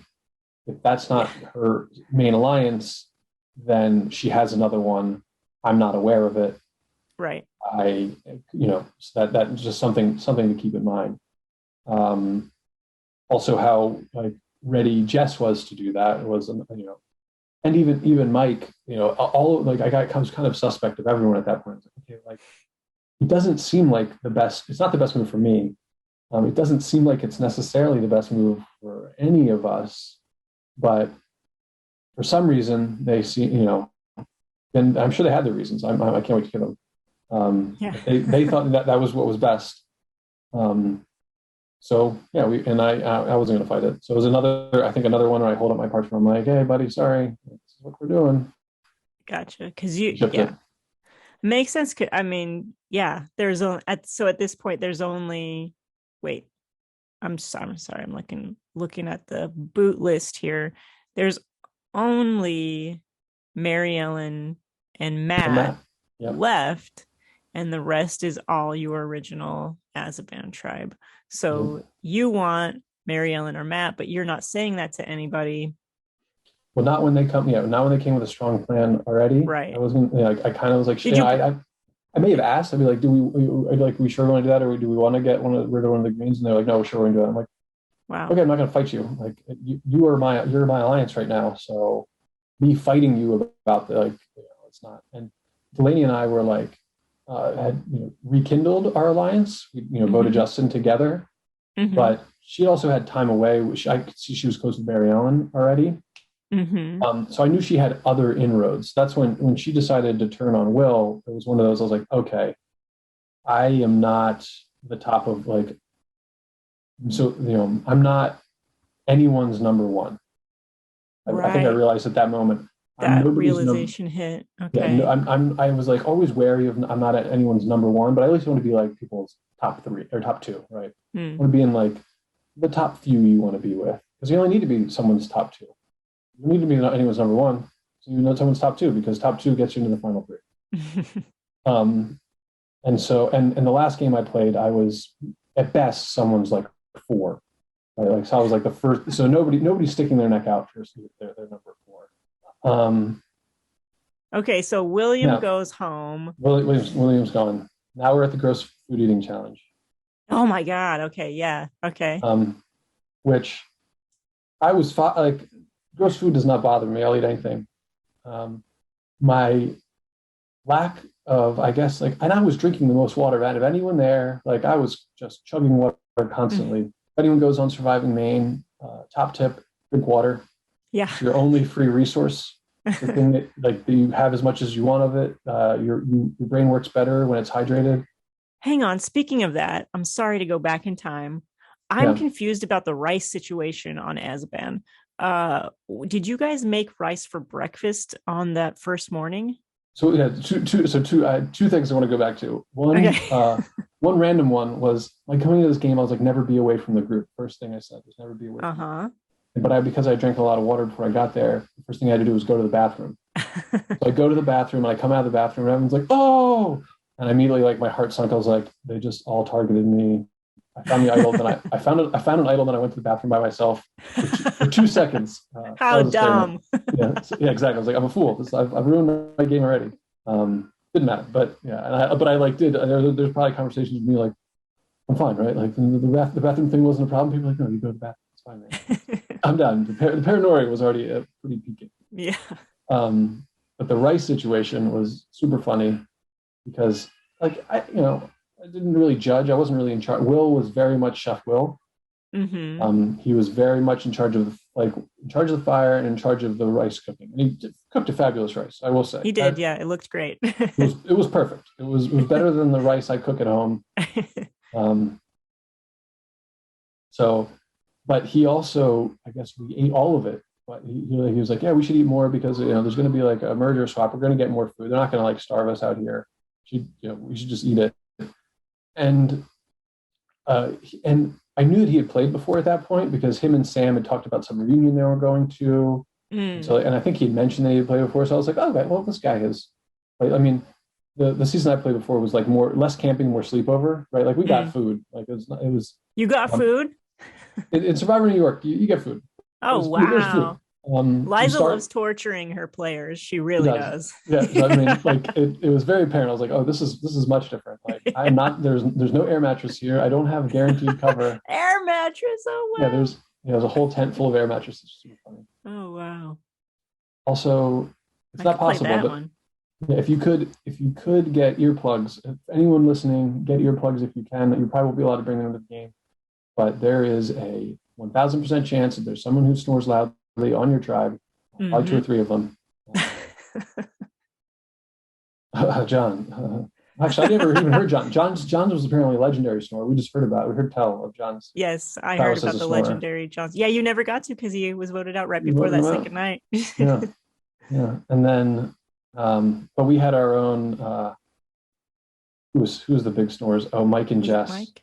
Oh, really? Mike and Jess. Yeah, and they would like the first time I've ever heard a whistle snore, like the snore you hear from the cartoons, was like. Like I heard that was real, that someone did that out loud while I was trying to sleep. I wish we had that on video. I really do. Me too. Yeah, that was not the snore I took. I think we took one video and it was me videoing people snoring. Probably won't make the edit, but yeah, the whole, so Will was in charge of this rice, and I was like, oh, Will knows what he's played these games before. He knows how to ration out rice. He knows he probably has an idea of what's coming along. No, false. False, yeah, very false. Couldn't have been more wrong. Well, apparently that was part of his strategy. He was like, oh, I might get swapped so I can just eat more rice. Eat as much rice. Oh, what a dick. Yeah, which is like one of those, I'm like, ah. And then we find out that the other tribe hadn't even been able to cook the rice the night before. So Stephanie got no rice. Stephanie was real heated about that rice issue. Yeah, she was. Food was not a huge worry to me. But yeah. So it was it was breakfast that you had the rice, or did he make a second pot that first night? The first night we had a one pot, and then the second pot, the morning we had the more. Okay. Yeah, I haven't started day 2 footage yet, so okay. Yeah. So yeah, we eat some rice then. And yeah, I got you way off track. So can we go back to William getting voted out, or do you have anything else to say from that early stuff? No, I mean, the one thing that was interesting was that he played a second fire token. He also played one at the first tribal, which I guess. Oh, that's right. Yeah. Okay. Which was weird because we were all like. He was paranoid too. Yeah, I mean, and rightfully so. His name had come up. Dan was gunning for him. Yes.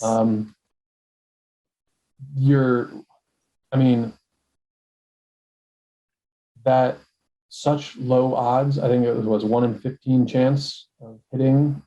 It was so terrible. It was like basically to me that would not even been worth it. Like even if I thought my name was like, I guess if you were sure it was your name, it's worth it. But because you have no other option. But if you're not sure it's your name, that could potentially be a useful thing down the road. So 1 in 15 chances, very, very, very poor odds. John would be able to tell us how bad those odds are. But yeah, so but then him playing the second one, the one where tribal council he's voted out was had everyone kind of in a little bit of an upheaval because we were like, where did that come from? Yeah. And we find out eventually it came from Matt, genius. Yeah. Because I think in Matt's mind, I don't know what was in Matt's mind. Maybe he did want to save Will, but it was kind of one of those like also still at 1 in 8 is not, I guess I played the next time, so 1 in 7 is not even, but 1 in 8 is actually like decent odds. You played your fire token? I did. You did. Yeah. And I almost figured out. Yeah. Anyway. When did you play that one? I played that at the final 7. So I played my fire token first, and then I played my idol. Okay, and this is where Mike gets that's one where Mike goes out. Yeah. So we go to the gross food eating challenge. I felt pretty confident in the gross food. Like I think I was like the second one done eating the beans, like just slurp the beans, the mealworms, anything that could go, like I could just throw in my mouth and swallow. But the what was the first one that was just so chewy, and I just like the only reason I stayed in the eel or octopus or something. Oh yeah, the dried octopus. So first is the dried octopus, which was actually pretty tasty, like sweet and spicy. It was pretty good. But someone else puked, and so they were automatically disqualified. So all I had to do was finish it, and so it was like me, like just like like a cow, just like chewing, and finally could swallow it. And I was like, all right, well at least I got through the chewy one. That's like the only thing that's going to really stop me here. Because then we get the mealworms. I was like second again. Maybe I think Delaney might have beat me on that one. But like just threw them and swallowed them. And then we come to the freezer dried sardines, which is just one I was like, I can't there was nothing. I didn't. Looking back at it, if I wanted to game the challenge, what I would have done, I would have filled my mouth with water before. But I thought they were going to be I thought they were going to be like normal sardines, like they're like in oil, sardines in oil, but they were they were the freeze dried sardines. So looking back, like how if you think something's going to be super dry, just fill your mouth with water and like I put it in and broken it up. Because there's never going to be an issue about eating gross things. I'm fine to eat gross things. It was just like the physical actually being able to consume it quickly. Right. Crickets, I would have had, I think Mike just refused even to, he opened it and I was like, no. I would eat cricket, yeah. I feel like I've eaten crickets before. Not easy, no problem. Yeah, crickets, and then the eggs. I would have. They didn't smell good. I will admit those looked hard. Those looked like they could have been dry going down too. Yeah, the dryness might have got me again, but yeah, I felt like I was like a little disappointed that I didn't make it farther in that challenge. And then this is, I think, to me, was kind of like my one moment of what I would felt like was cowardice. Like if I had to ask the question at the final tribal, like what was your villain moment? This would have been it. Because not all villains are evil in that they want world domination or something. Some villains do things out of because they're weak or cowardly, or just they do things out of self-interest. rather than doing what's maybe the thing that they should have done. And so in this moment, I felt like Mike comes to me and says, "Hey, Jess said your name," and I know that everyone's told me Mike's name. I have a decent feeling that it's going to be Mike. Mike said, I just shut her down. And in my head, I'm like, do I tell him, right? I'm okay with Mike going. Mike is a social butterfly. Mike definitely has better bonds with these two green people than I do. He has really good bonds with Jazz. Yeah, I think he has better bonds with everyone than I do. So I wasn't super that worried about Mike, but that moment of him telling me that Jess said my name, and then followed by Jess coming up to me like, "What did Mike talk to you about?" And that was when I got like a weird feeling from Jess. I was like, I don't trust her anymore. I've lost, both, because it felt what Mike was telling me was true, which I think it actually turned out to be true. I think she did push my name to Mike. And well, she said maybe she did, but yeah, she had organized that Mike vote out. Oh yeah, she was definitely organizing, but she on the side threw my name to Mike. And maybe like her idea was that Mike's not going to believe that we're just getting out of green. Mike's too smart to believe that would be the plan. So I need to put a name out that he will actually believe that we're going to go for. And you make sense as a threat. Yeah, exactly. Yeah. So I could see. But I was at the same time. I was like, but also I can see. I've won one immunity. One of the 3 immunities that have been won. I won. I was like kind of close-ish in the not super close in the ball one, but I was I was in the periphery. I was kind of in the periphery of a food eating challenge. I've already shown that I can find idol. I've played some advantages already. I have good. So I was like, I can see myself as a threat. This could be a possible time where I go. And so that that was where I play my shot in the dark and I play my idol. And the other reason that I felt okay playing those was because I knew that in either case, in the case of either plan, my vote didn't matter. If we were going ahead with the plan that Mike was going home, they had enough votes to vote Mike out without my vote. Yeah. And if we were going with the plan that Mike thought, and we were splitting our votes on the green, it would have been a 2-2 split. We could have voted again and sent someone home.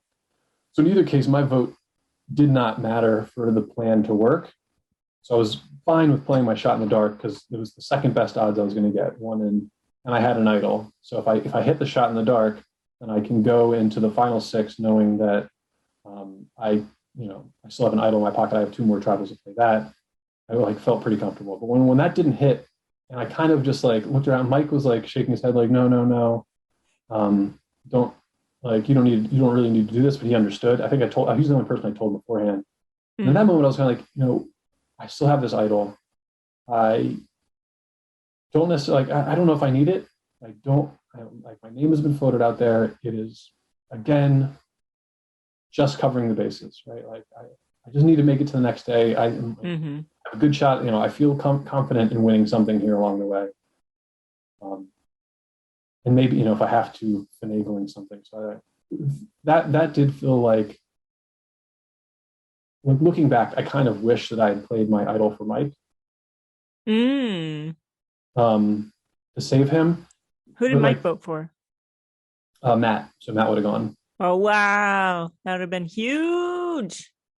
but also thinking it through. So I play my idol for Mike. Now me and Mike, I've just saved Mike. That elevates my shoot up as a big target. Sure. Matt's gone, but now Jess and Delaney don't trust me. Dan, I can't remember. Jess and Delaney didn't want to work with you anyway. So who cares? That's true. That's you didn't know that. You didn't know that. So it makes sense to why you didn't do this move. I basically, kind of figured that, going into the next tribals, I was like, I have to win because they're voting the pattern, right? The statistical pattern is vote out threat, vote out threat, vote out threat. Who's left? I'm the threat. I think would have talking to Jerry after. So I just looked at who's voted out after Mike, and I don't think that was a voting out the threat vote. But that was a really interesting one. Yeah, we'll get to that one. That was because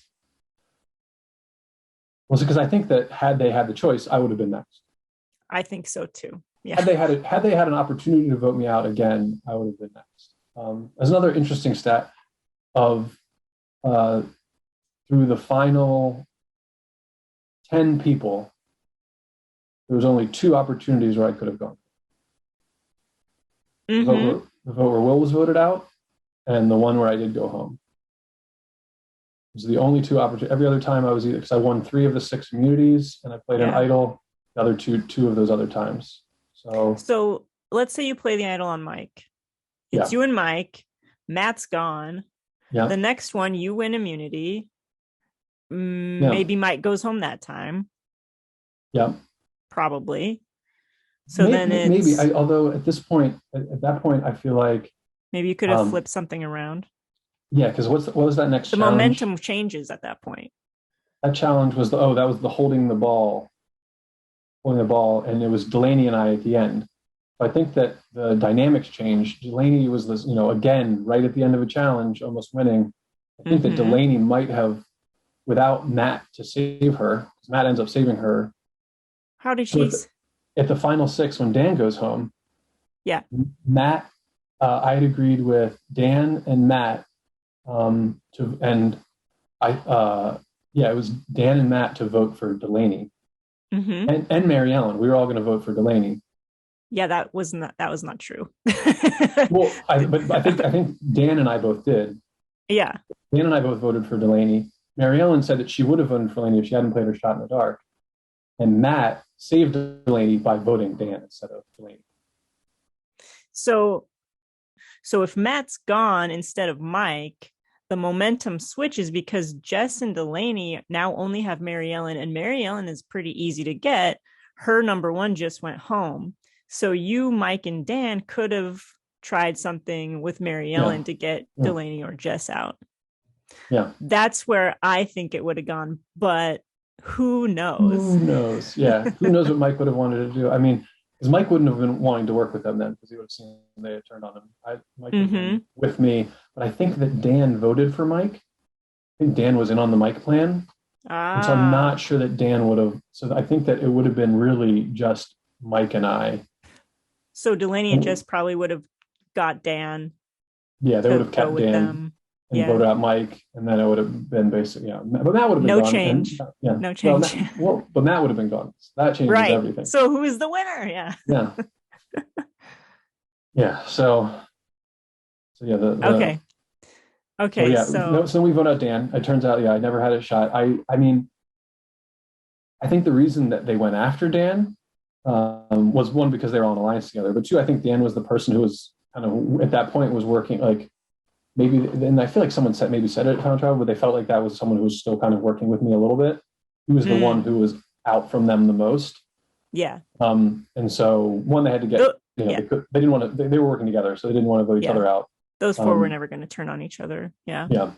It's you won immunity. You would have been the target. Yeah. Yeah. And then we go to the slingshots. Now we're on slingshots. Right. Looking at the slingshots, I was super scared. You had never shot a slingshot, seriously? No, I mean, yeah, never. I'd never done that slingshot like that before. But I feel like I got pretty good hand-eye. And I think one thing that I saw people doing, which was like there were marbles in there, right? The marble is like clearly going to be your best. Like people were picking rocks out of there and trying to find rocks. Oh, there was a bunch of different materials to shoot? Yeah, in the box to shoot, there was all different size shapes. All BBs. Okay, I didn't know there were rocks in there too. No, it was mostly rocks, and then there were a few marbles in there. Oh wow! All right. Yeah, you always pick the marble. Marbles that makes best sense aerodynamically. And I was really scared looking at the setup of the challenge. I thought it was going to be you were trying to eliminate other people. Yeah. Last one standing wins, and if that was the case, you were in trouble. Maybe. They were pretty bad. They were bad. They were like pretty bad. And I feel like Delaney was the one person who was was decent. Yeah. And I think I could have got her before she got me. If that was the case, the other people weren't close. There were a couple times a couple people were close, but yeah, I don't know. I feel like my accuracy was pretty good.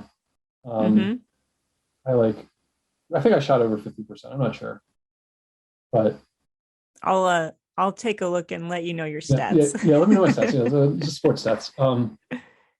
But when it came out, I was like, who can hit theirs first? I was like, oh well, I feel good about this. Yeah. I feel at least I have a chance. And then I saw everyone shoot, and I was like, okay, I really have a chance. Well, I did have the question of should I go for the advantage and get like kind of wipe that off the board. But I also knew going like, okay, we're about to go to 4. If I make it to 4, that's much more important than whatever advantage that could be. Because having the invincible immunity idol rather than one, hidden one that can be nullified or an extra foe, all of that seemed like I can't miss, especially with like people accidentally knocking other people's off and then breaking. Yeah. I was like, too much can go wrong. I need to just get mine. And then another, I think, you can look at this as one of the stupider moments in the game for me. It didn't turn out to really matter. Where one of the more heroic moments was after the challenge, right? And I think it was actually something that in the final tribal council and choosing who to vote for, I think it annoyed me slightly that oh no, Delaney did not give the credit of that. So I see it. I'm like, I thought you cracked that at least, and I see. I'm like, oh no, that's broken. You should go check. Let's set it up. Delaney had hit the glass jar with the clue, the whatever advantage in the game, and no one noticed. But Andy brought it up. Okay. Yeah. So after the challenge, we go back to our mat, and then we're walking back by, and I was like, I thought I saw you crack that thing. I didn't know, but like I thought I saw it was cracked. I said it to Delaney, and then we walked by, and she's like, oh, I don't know, and like. And it didn't really look like it, but I kind of peeked behind. I was like, no, that is broken. Like, there's definitely a break in the back of that. You should talk to production. She goes and talks to production. They do they were trying to replay, but in my mind, I was like, it was 100% her. I thought I heard it break. Right. And so she gets the advantage. Now, Delaney was the person that I least wanted in the game at that moment. But I didn't feel like she earned it, right? Like, she got it. She earned it. Sure. Yeah. She hit the thing. The right thing to do, the fair thing to do, is give her the advantage that she wants. Like, trying to subvert the game, and is not. I guess that's not fun. Like once you start like crossing that line to edge the game, like not like playing the game. Rules. Yeah. Yeah, exactly. And it wouldn't like it's kind of an omission, right? It's not my job. That's not my job. Sure. Yeah. Like that's outside, but. It is the right thing. Like it is what should have happened. She should have gotten that advantage, whatever it was. Now the advantage turned out to just tell us it was a final 3, which wasn't huge, but it was a huge nothing burger as well. Yeah. The specter. I mean, she could have played that advantage much differently. She could have had the specter of this advantage. Yeah. And used that for something else. But instead she just divulged it to us and it came out. I was like, oh well, no, I really don't care that I did that. Right. But having done it, I was like one of those. I was like, this is not maybe the smartest thing for me to do. I don't. If it had been something good, and she's the one you want out next because it makes the most sense for her to go out next for your game. Yeah, maybe not, but that was the right thing to do. Who cares? Oh, of course, the right thing. Of course, the right thing to do. But it did. I think it did like needle me a little bit, and I can admit, I like to think of myself as a pure juror who only votes based on the strategic excellence, right? Based on the 3 tenets of Survivor, I'll play out last. Like those are the only reasons. But if anyone thinks that they don't have some personal feelings, some like little vendettas or bitterness that seeps into their judgment as a juror, they're mistaken. You're playing yourself. Yeah. So I think that like moment where she like kind of talked about like I got that advantage. And in my head, but like did not bring up, which I thought was like, something like, I did something nice. It would have been a good moment for her to gain good graces with you to show some appreciation. Rather, I think that is something that people don't love when someone tries to claim a move that they don't fully deserve. Right. And I felt like that was kind of like elevating herself at like without regard to the facts of what had happened, to try and seem more than was the actual case. And I think that, but also Matt's trying to speak so much. I mean, that the flip Matt makes I hope that I did if I'd had water in my mouth, it would have been a spit take when Matt starts talking and when he has the immunity necklace around his neck and explaining why he's going to do what he's going to do. It was okay, beautiful. in the final four. Yeah. Okay. But first we have to talk about the challenge that will, I guess we have to talk about, first I have to talk about Mary Ellen going home. Yes. So this is when you have won that slingshot challenge. Yep. And you would have been the target again. Yep, of course. And Mary Ellen goes home. Mary Ellen goes home. So, because Jess and Delaney vote for Mary Ellen and Matt vote for Jess, and I vote for Delaney. And they knew she had an idol, but I kept trying to tell them, I was like, just vote for her anyway. Please vote for her anyway, because you don't know what she's going to do with the idol. It's in my mind, I guess she was enough of a bigger threat than Jess that one, what is the person, okay, they know I have an idol, they know I'm with Jess, what are they going to do? They're going to vote for Jess. So how do you counter that? You play the idol for Jess, right? That's first level, maybe second level thinking, right? What are they thinking? How do I counter that? So then third level thinking is, okay, how do they counter that? How do we counter that again? And the counter that again is to actually put the votes on Delaney. And in addition to that, you are actually targeting the person who you want to go home. So I guess my view is usually you put the votes on the person you want to go home. If they play an idol, that's okay. They played it right. Great move for them. Mm-hmm. But you at least took a shot at getting the right person out.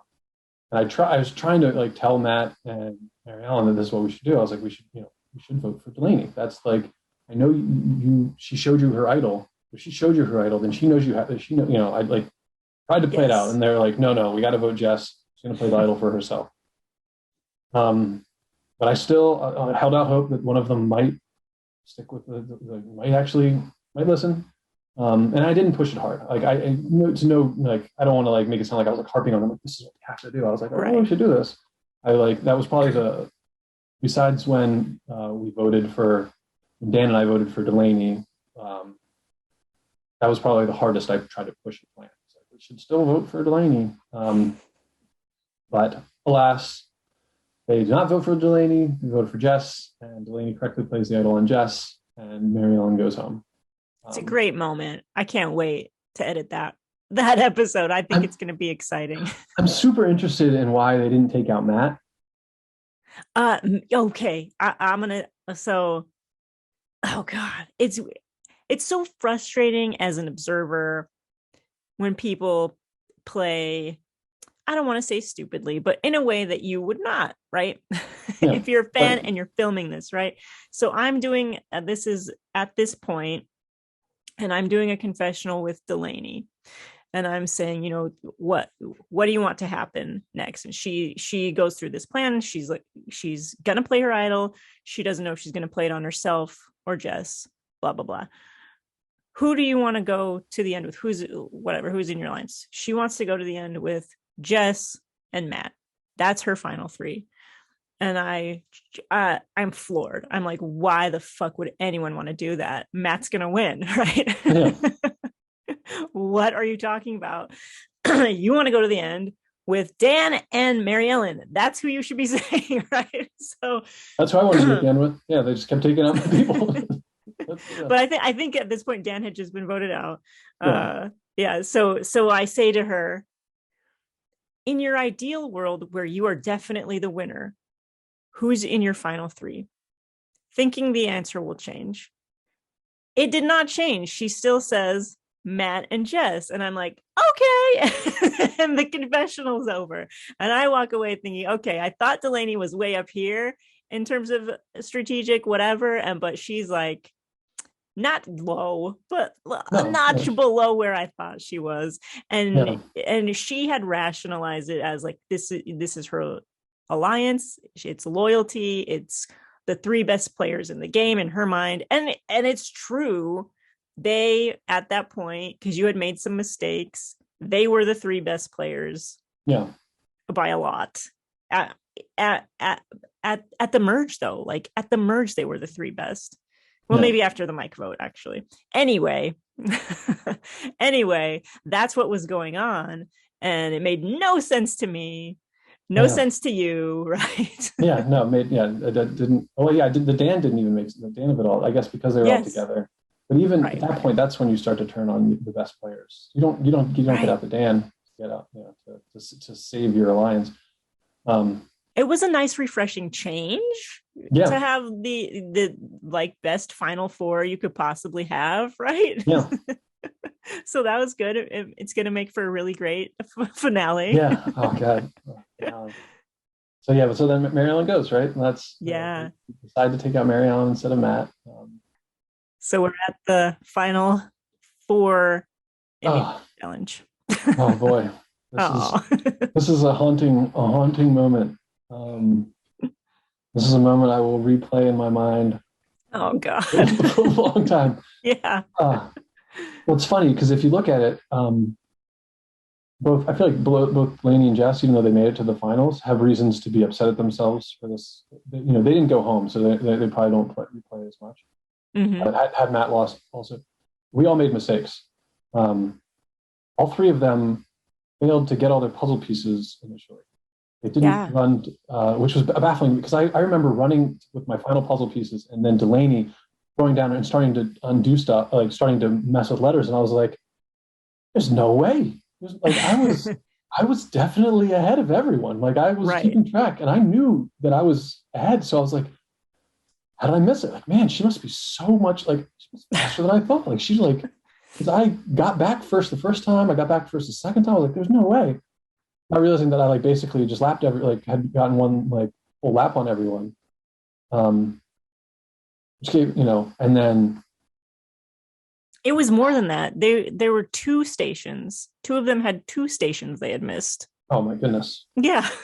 No wonder I got like almost got the puzzle so far before anyone. So I feel like I Yeah. almost got the puzzle pretty early. Yeah. Um, Immunity is all yours. Immunity, it's all yours. It's just so brutal. I'm so sorry. No, You have to laugh, right? oh yeah, yeah. It's so funny, right? Like, I mean, I think there will be a time. I think it'll be really fun to edit where I literally spell out the word silly with the letters, and I go, "This is how I'm feeling right now." I can't wait. I cannot wait. Yeah, This is how I'm feeling. I spell out Yarlt. I think that was the one that Liza liked the most. I just screamed like Yarlt, and I got a good laugh out of Liza. But yeah, misspelling immunity. I mean, so I do like, I grew. I had a learning disability when I was young. I didn't learn how to read until like second grade, which I guess is late. I found out later. Not. I'm hoping my daughter learns to read much earlier than that. Yeah, so I'm a little dyslexic. So having that be like the thing that got me, I was like, oh, come on. Yeah, that's painful. Because I'm a voracious reader now. I read a ton. I love reading. Nice. But yeah, I do know that when I read, part of how I read is I read with context in the first few letters of a word. I usually because I'm a pretty fast reader, but that's how I read quickly. But you can't do that in law. I couldn't do that in law school. I had to really slow down because those words are a lot more both important. Like I read a lot of fiction, so it's like fiction. Yeah. You're describing a room and all the stools that are in it. I'm gonna kind of skim through, So immunity will haunt me because I tried to make the best of it and say, oh God, this is actually better for my game. Now I can go up against Delaney. Like that was not the case. It was definitely not better for my game. I mean, it could have been I didn't know you had, at that point, you had made fire once or twice now before in real physical life. Yeah. Yeah. Literally that weekend, I made it a couple times. I mean, there's going to be a great shot of me the night before, Delaney and I both working together to create one fire. Oh, I can't wait. And that broken up against the next day, us having to make two separate fires to stay. Yeah. Beautiful. I'm so sorry, but No, it's great poetry, right? Like, yeah, I can appreciate a good story. And I think that, knowing how it was going to go down and kind of how the jury was feeling, maybe actually me going out fourth will be my best case for a potential All-Stars game, right? Like, probably, yeah. instead of getting so. Now, I do think that it seems like a long shot because just counting the numbers. Matt, I think, had a lot of votes in his pocket. He had Mary Ellen. I don't think there's no budging Mary Ellen. I don't think there's any budging. No. Justin. Will probably hard to budge Will. And the other, and I think that especially with Justin as Will as kind of the mayors of Ponderosa, I think it was going to be difficult to I guess actually Trish was like Trisha and Steph were the first but two, they hadn't made the merge. Yeah, so I feel like, and they didn't necessarily know everyone. They had never, Trish had never spent any time with Matt. Steph had never spent any time with Delaney. But the two people who knew kind of knew everyone, and I think Will knew everyone kind of the best.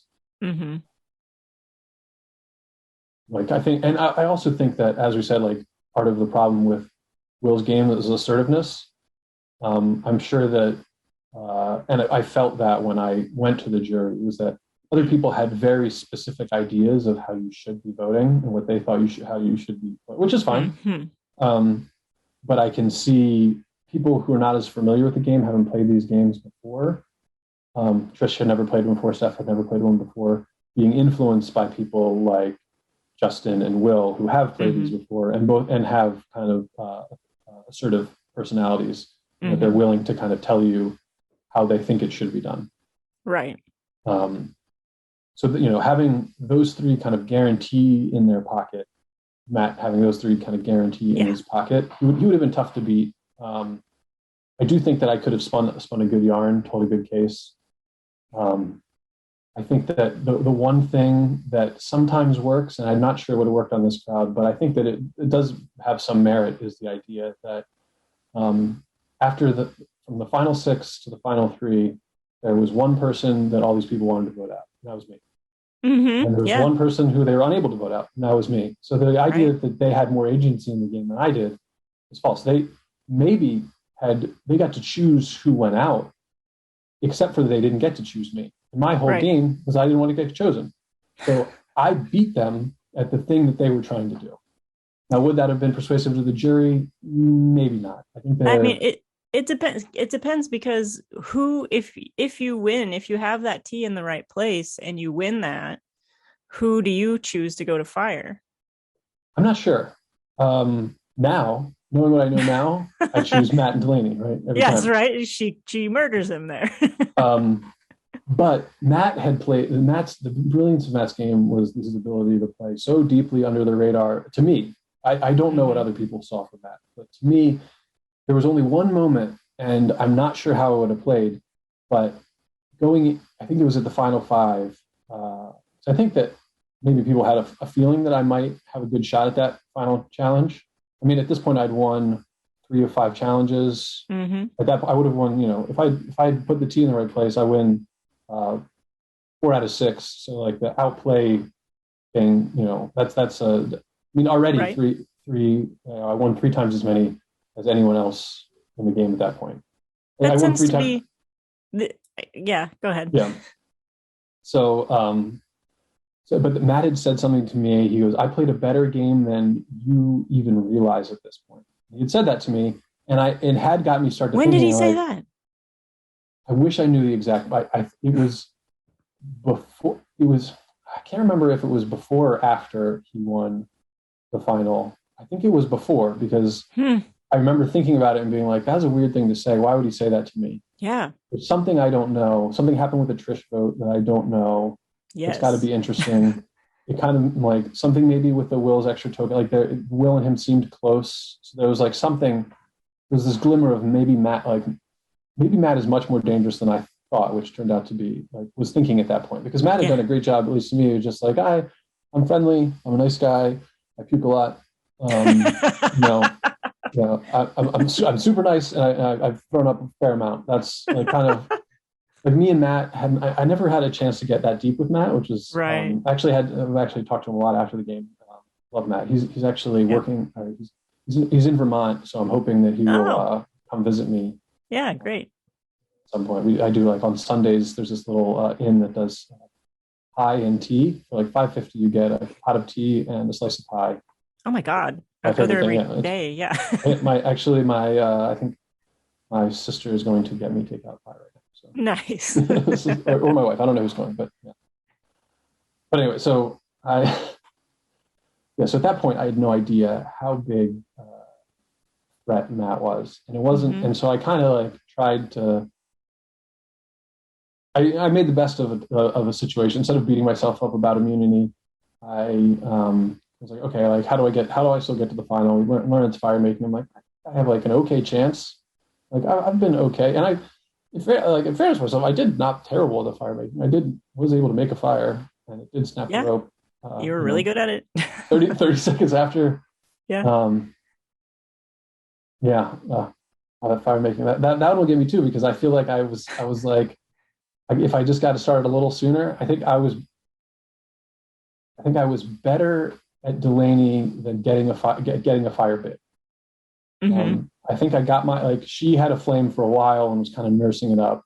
Mm-hmm. Couldn't get it to lick that flame, and as soon as I got my flame going, my fire was going to be there. Like if I the 30 more seconds that it took for that actual rope to break, I think I could have cut that to 10 seconds with just some powerful fueling with oxygen.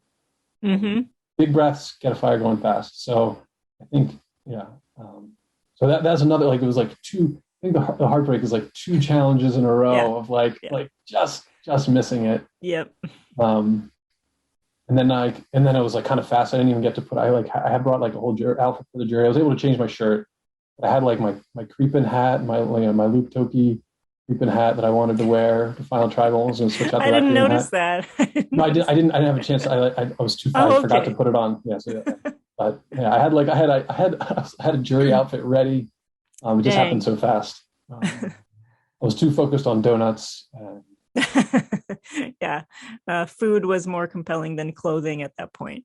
And trying to calm. So I forgot to turn my phone off in my car. Oh, that's right. You had to call your wife. Yeah, I needed to call my wife because it was like getting kind of late. I just wanted to let her know that I hadn't died in the wilds of Maine. But yeah, so it was a little heartbreaking, but at the same time, it was like super fun. And I've said, like, I feel like hopefully be like an interesting enough character. I think hopefully enough people were rooting for me. Will be rooting for me when they watch the season. That I think so. If there's an all stars, I feel like my name should at least be like considered. Like fourth place is pretty good. Pretty good. Yeah. So. No. Yeah. Andy will be on Surviving Maine All Stars if that ever happens. Come on, we just need a few more seasons in between, then we'll have enough for all stars. Yeah. Can we talk about your jury vote? Who did you win? I mean, maybe you were just focused on like the heartbreak of losing, but did you have any idea going into that final tribal council of who you might vote for? No, I was pretty open. I think that like beforehand, I was interested to see. There was a couple things, and I think I said this in professional. I wanted to see before the Final Four tribal, when Matt sends us, I didn't know how big a threat Matt was, and then when he spoke at that tribal council, it was like I was like, oh shit, right, Matt, like he's playing a much different game than I have seen, that I was aware of, and so like that, he is all of a sudden a contender, which is a great thing. There's definitely recency bias. Everyone suffers from recency bias. What have you done for me lately? And Matt winning the final, and then being able to kind of spin it all of a sudden right at the end, rather than playing an open game where kind of everyone knew. Right. Only the jury knew, right? I think after seeing that, I was like, okay, well, now I have some things to clear up. And then I went to the jury and tried to like listen a little bit to hear stories, but I didn't want to hear opinions. As I said, I'm an attorney. I don't really think like an attorney. I guess like I read a book recently that talked about attorney brain versus engineer brain, where an engineer brain wants to solve the problem, right? There's a solution to this problem. Whereas an attorney brain can come up with, based on facts, well, these could be some solutions to a problem, even if they're not really. It was something I like really got frustrated with in law school, because I had an internship where a judge was like, write this decision, and I want you to write it so both ways win. And I came back to him and I was like, no, this is the right way. This is based on what the law says. This is the only way. I can't write it the other way because it's wrong. Like I just can't. That's not how, and that's just not like how my brain works. Yeah. So I forget why I was talking about this. Listening to people's stories. So I did not want to. I just wanted the information, and I wanted to make my own decision. And I also didn't want to try and influence other people to make the decision. I don't think that's my job. I don't think that's like really my place. I think it's the place of the final three to have their opportunity to do that. And because I don't have a stake in who wins. Right. That is my view. I think some people do. I think some people have emotionally vested interests in who they want to win. Some people did, yeah. Yeah, but for me, that's not the case, and that's not how I want it to be the case.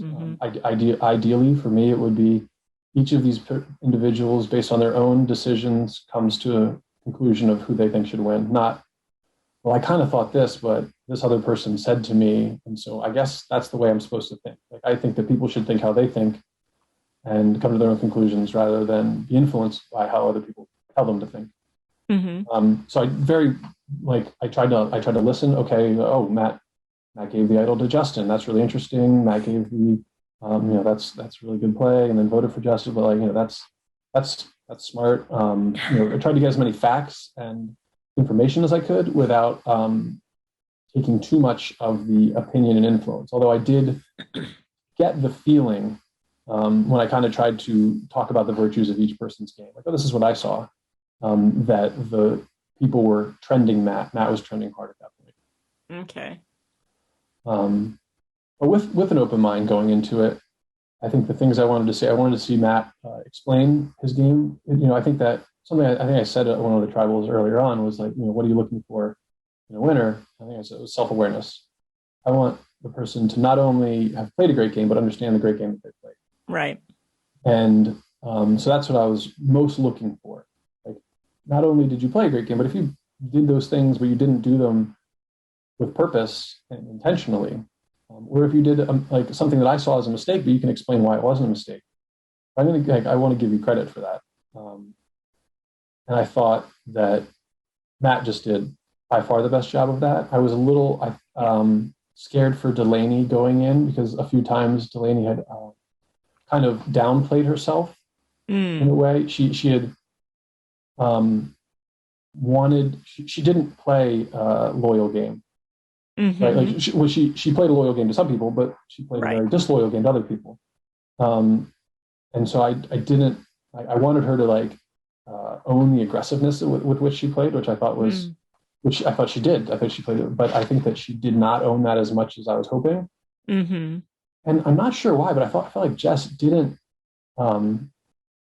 speak as much. I think Jess was had a very, very heightened state of emotions at that point. And I think maybe articulating what was going on was a little bit difficult for her. And I think that was just unfortunate because I think that had she been able to articulate the game that she played, she may have been able to sway some people. Yeah, I think so too. Yeah. So, yeah, I mean, I guess she did say you're like airing the moment where she was like really like struggling after that challenge, right? Oh my gosh, yeah. Because that was like another. Yeah, I felt like I was like surprised that because I was like the only. Like, I went over and she was like really having like she was crying. She was like she was just like really struggling. Yeah, she was in the middle of a panic attack, and I was like, "Oh my god, I'm so sorry. I'm going to walk away now with my camera." Yeah, and so me and Liza were able to like kind of like mellow her down, but yeah, I think that really hurt her. Yeah, and it is something that like I want to understand more of, and maybe something that like maybe harms my game when I play these is that I don't let myself get that emotionally invested in it. Mm-hmm. Like I care. I am playing to absolutely to win. It matters to me, but it doesn't matter that much. Right. Right? Like it's the entire experience itself is what I'm there for. I'm there to make the friends. I'm there to like enjoy this time. I'm there to smell the roses. And as soon as that's over, there's more things to enjoy, right? Like everyone on the jury had a blast. Right. So there going into this experience, there was never any losing. And so, yeah, but so when I see people get that emotional about these moments, it piques my curiosity. I'm like, yeah, like what makes you love this so much? Like I love it too. It is something I really love. But never enough to feel that much for it, I don't think. And maybe that, just a life philosophy or something. But yeah, it's super interesting to see, both interesting and, I was a little bit scared for it, but I knew she was going to be okay. It was hot, but I knew that it was just once she got her rhythm breathing, and she was just such a great player that it was a little sad for me to see in the final tribal her not, because I think there's some of that anxiety was still with her. Absolutely, yeah. And so she couldn't make all of her answers were very short. Other people's answers were sometimes a little too long. Sometimes a little, hers were a little too short. Also, another thing that Matt answered my question by far the best. What was your question? Which animal do you think best represents your game? Okay. And he went with a spotted salamander. Right. Which then I drew on his final his oh yeah. I like to draw on the names. I think I did only like a couple times this season. One, because I was taking forever in the voting booth. I was like having like little mini therapy sessions up there. I was also doing my full tribal sweeps. Yes. And so drawing full pictures, I was like, I don't know if I have time for this. And also I didn't want to like completely out who I was voting for every time. But in the Eric Reichenbach tradition, I do think it's fun to especially make a little piece of art out of it. I guess nobody really wants their I think I voted to like put fireworks on Steph's. Yeah. But I don't know what I did with Sam's. I did something. But yeah, I wish that Jess had been better able to articulate herself, because I think she did. I mean, all three of them played great games. They did, yeah. Yeah. But one of them had a superior final tribal performance. And I blew everybody else out of the water. And compounded with kind of like, I don't want to say like maybe buying votes is not the right way to put it, but at some level, when you pass advantages to people, you are telling them how important they are to you.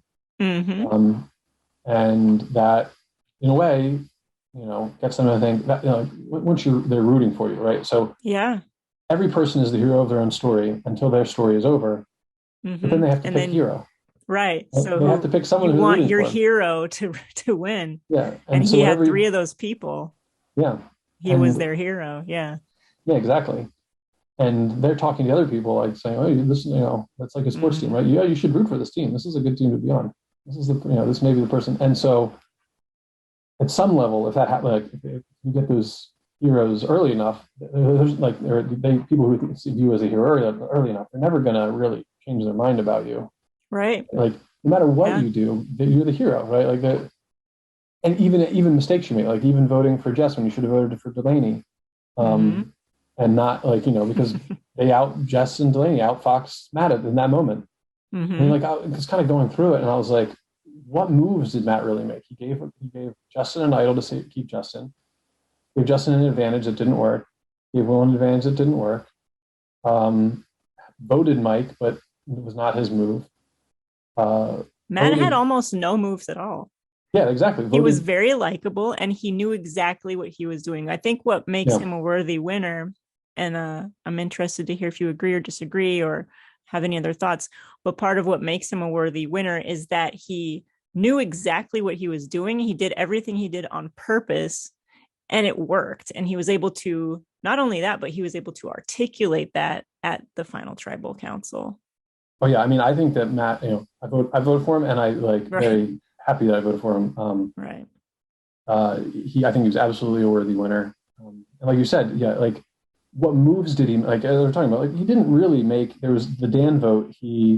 Until this moment, I didn't realize that they were so strong. That I kind of thought, but he at least made me believe that he was playing the middle. And right. he did actually, and he did have the option, right? Like, Yeah. he was never going to do it. But I didn't tell Delaney that I was voting for Delaney, right? Obviously, I didn't tell Jess I was voting for Delaney, but I did tell Matt. So Matt had the option. He chose Dan. So in my mind, like the person who's doing the choosing, sometimes that's the person who's making that move. It doesn't necessarily have to be the person who has the options to choose which move they're going to do. Jess and Delaney didn't have any options there. They were voting for Dan. Right. But Matt did have that option. So I give Matt the Dan. But then the Mary Ellen, that was the last person he wanted to go home. Yeah. And so that's, kind of, and then he puts me and Delaney at the end. So I guess it's another move. Correctly choosing the people to go against each other in the final fire, although I'm not sure it would have really changed the outcome. No. I think that you want to at least have the game awareness to show I know who to put there. Right. If you put he one did up, a really good job with that. And he explained it really well. Yeah. Right. So that like not only did he do the right thing, he explained the right thing and explained why it was the right thing. So all of those things compounded make it so that he was, I think, absolutely a worthy winner. I mean, I think any of them, if they had swayed the jury, were worthy to win.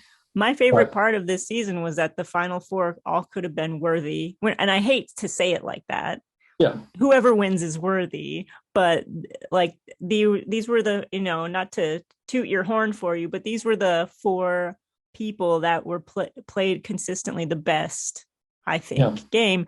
And I was so delighted. I was just so delighted with the final three. Like I'm rooting for all of them.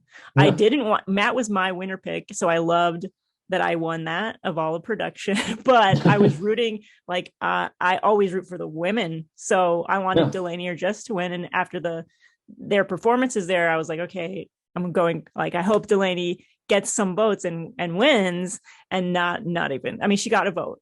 Who voted for it? Was it Mike? Mike. Yeah. Oh, Mike voted for it. Yeah. I mean, it was just, maybe if Delaney had picked a better animal than a cat, no offense, that's fine. But cat was an uninspired answer. Exactly. Yeah. That's my answer too, but not at Final Tribal Council. Right? Well, yeah, exactly. Like which game, like who did you play a game most like? And it was maybe even like the best answer, like for truthfulness. But like, I feel like I said to like, I want you to have fun with this question. Yeah. Have fun with it. Like make this entertaining. Like. And poor Jess was just stumped by it. Yeah, Qual's not a bad answer. She had to think for a long time, and I think that was like a stumble. Yeah, she had to think for a long time, and then didn't like. The reasoning behind it was like it wasn't as inspired. Matt was just so good, in so many ways. That final, it was. Yeah, it was. Yeah, I feel like I even text Liza after. I was like, yeah, it was maybe best. I didn't have to go against Matt because I didn't. Because I also don't like I don't think it would, and it wouldn't have worked. But like trying to like poke holes in Matt's game at Final Tribal wasn't going to win any votes. That was not a good method of trying to go. Yeah, then you're the villain. Yeah. And I also don't think that I would have known. I don't, because Matt, I didn't know until Matt already was immune and was going to Final Three that Matt was a big threat. So I don't know that I would have known until like Matt answers his first question. I would have been like, I have to completely rethink everything I was going to say here. Yeah. Hashtag blindside. Yeah, exactly. So, but all in all, yeah, I think we put together an entertaining season. Yes, definitely. Yeah, a lot of roller coaster moments, a lot of nail biters. Good job. Yeah, no, it was super fun. I still, if I really don't want to go to sleep, I just think about it. And just holding that tea and just shaking that tea and like, where could this go? and then it could have just up there. Yeah, I would probably go to my grave with that haunting me. I hope it doesn't for you.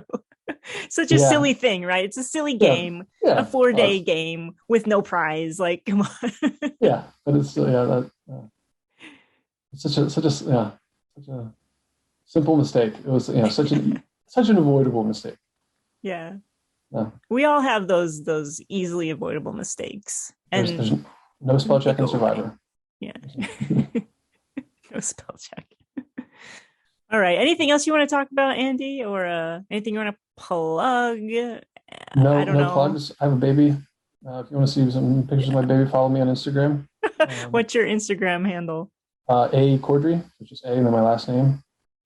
And the Cordry is spelled funny. Can you spell it? Yes, Cordry. Two D's. Two D's. Yeah, just C-O. Surrounded by R's. Yeah, Rdry. Yeah, so. See some cute baby Cordrys on Andy's Instagram. That's all I want to plug. All right. Well, now we've gone a long time. We have. Yeah. Becky just texted me, "Are you almost done?" Yeah. I hope this was as fun for you as it was for me. Thank you so much. It was, yeah. This opportunity to talk about all this. I didn't write a song. I should have written a song. Please make a Wandoff for. I still haven't done my Liza asked us to do the post game thing. Oh yeah. And I've decided that I'm going to do a parody of the Wear Sunscreen. Do you know that one? Yeah.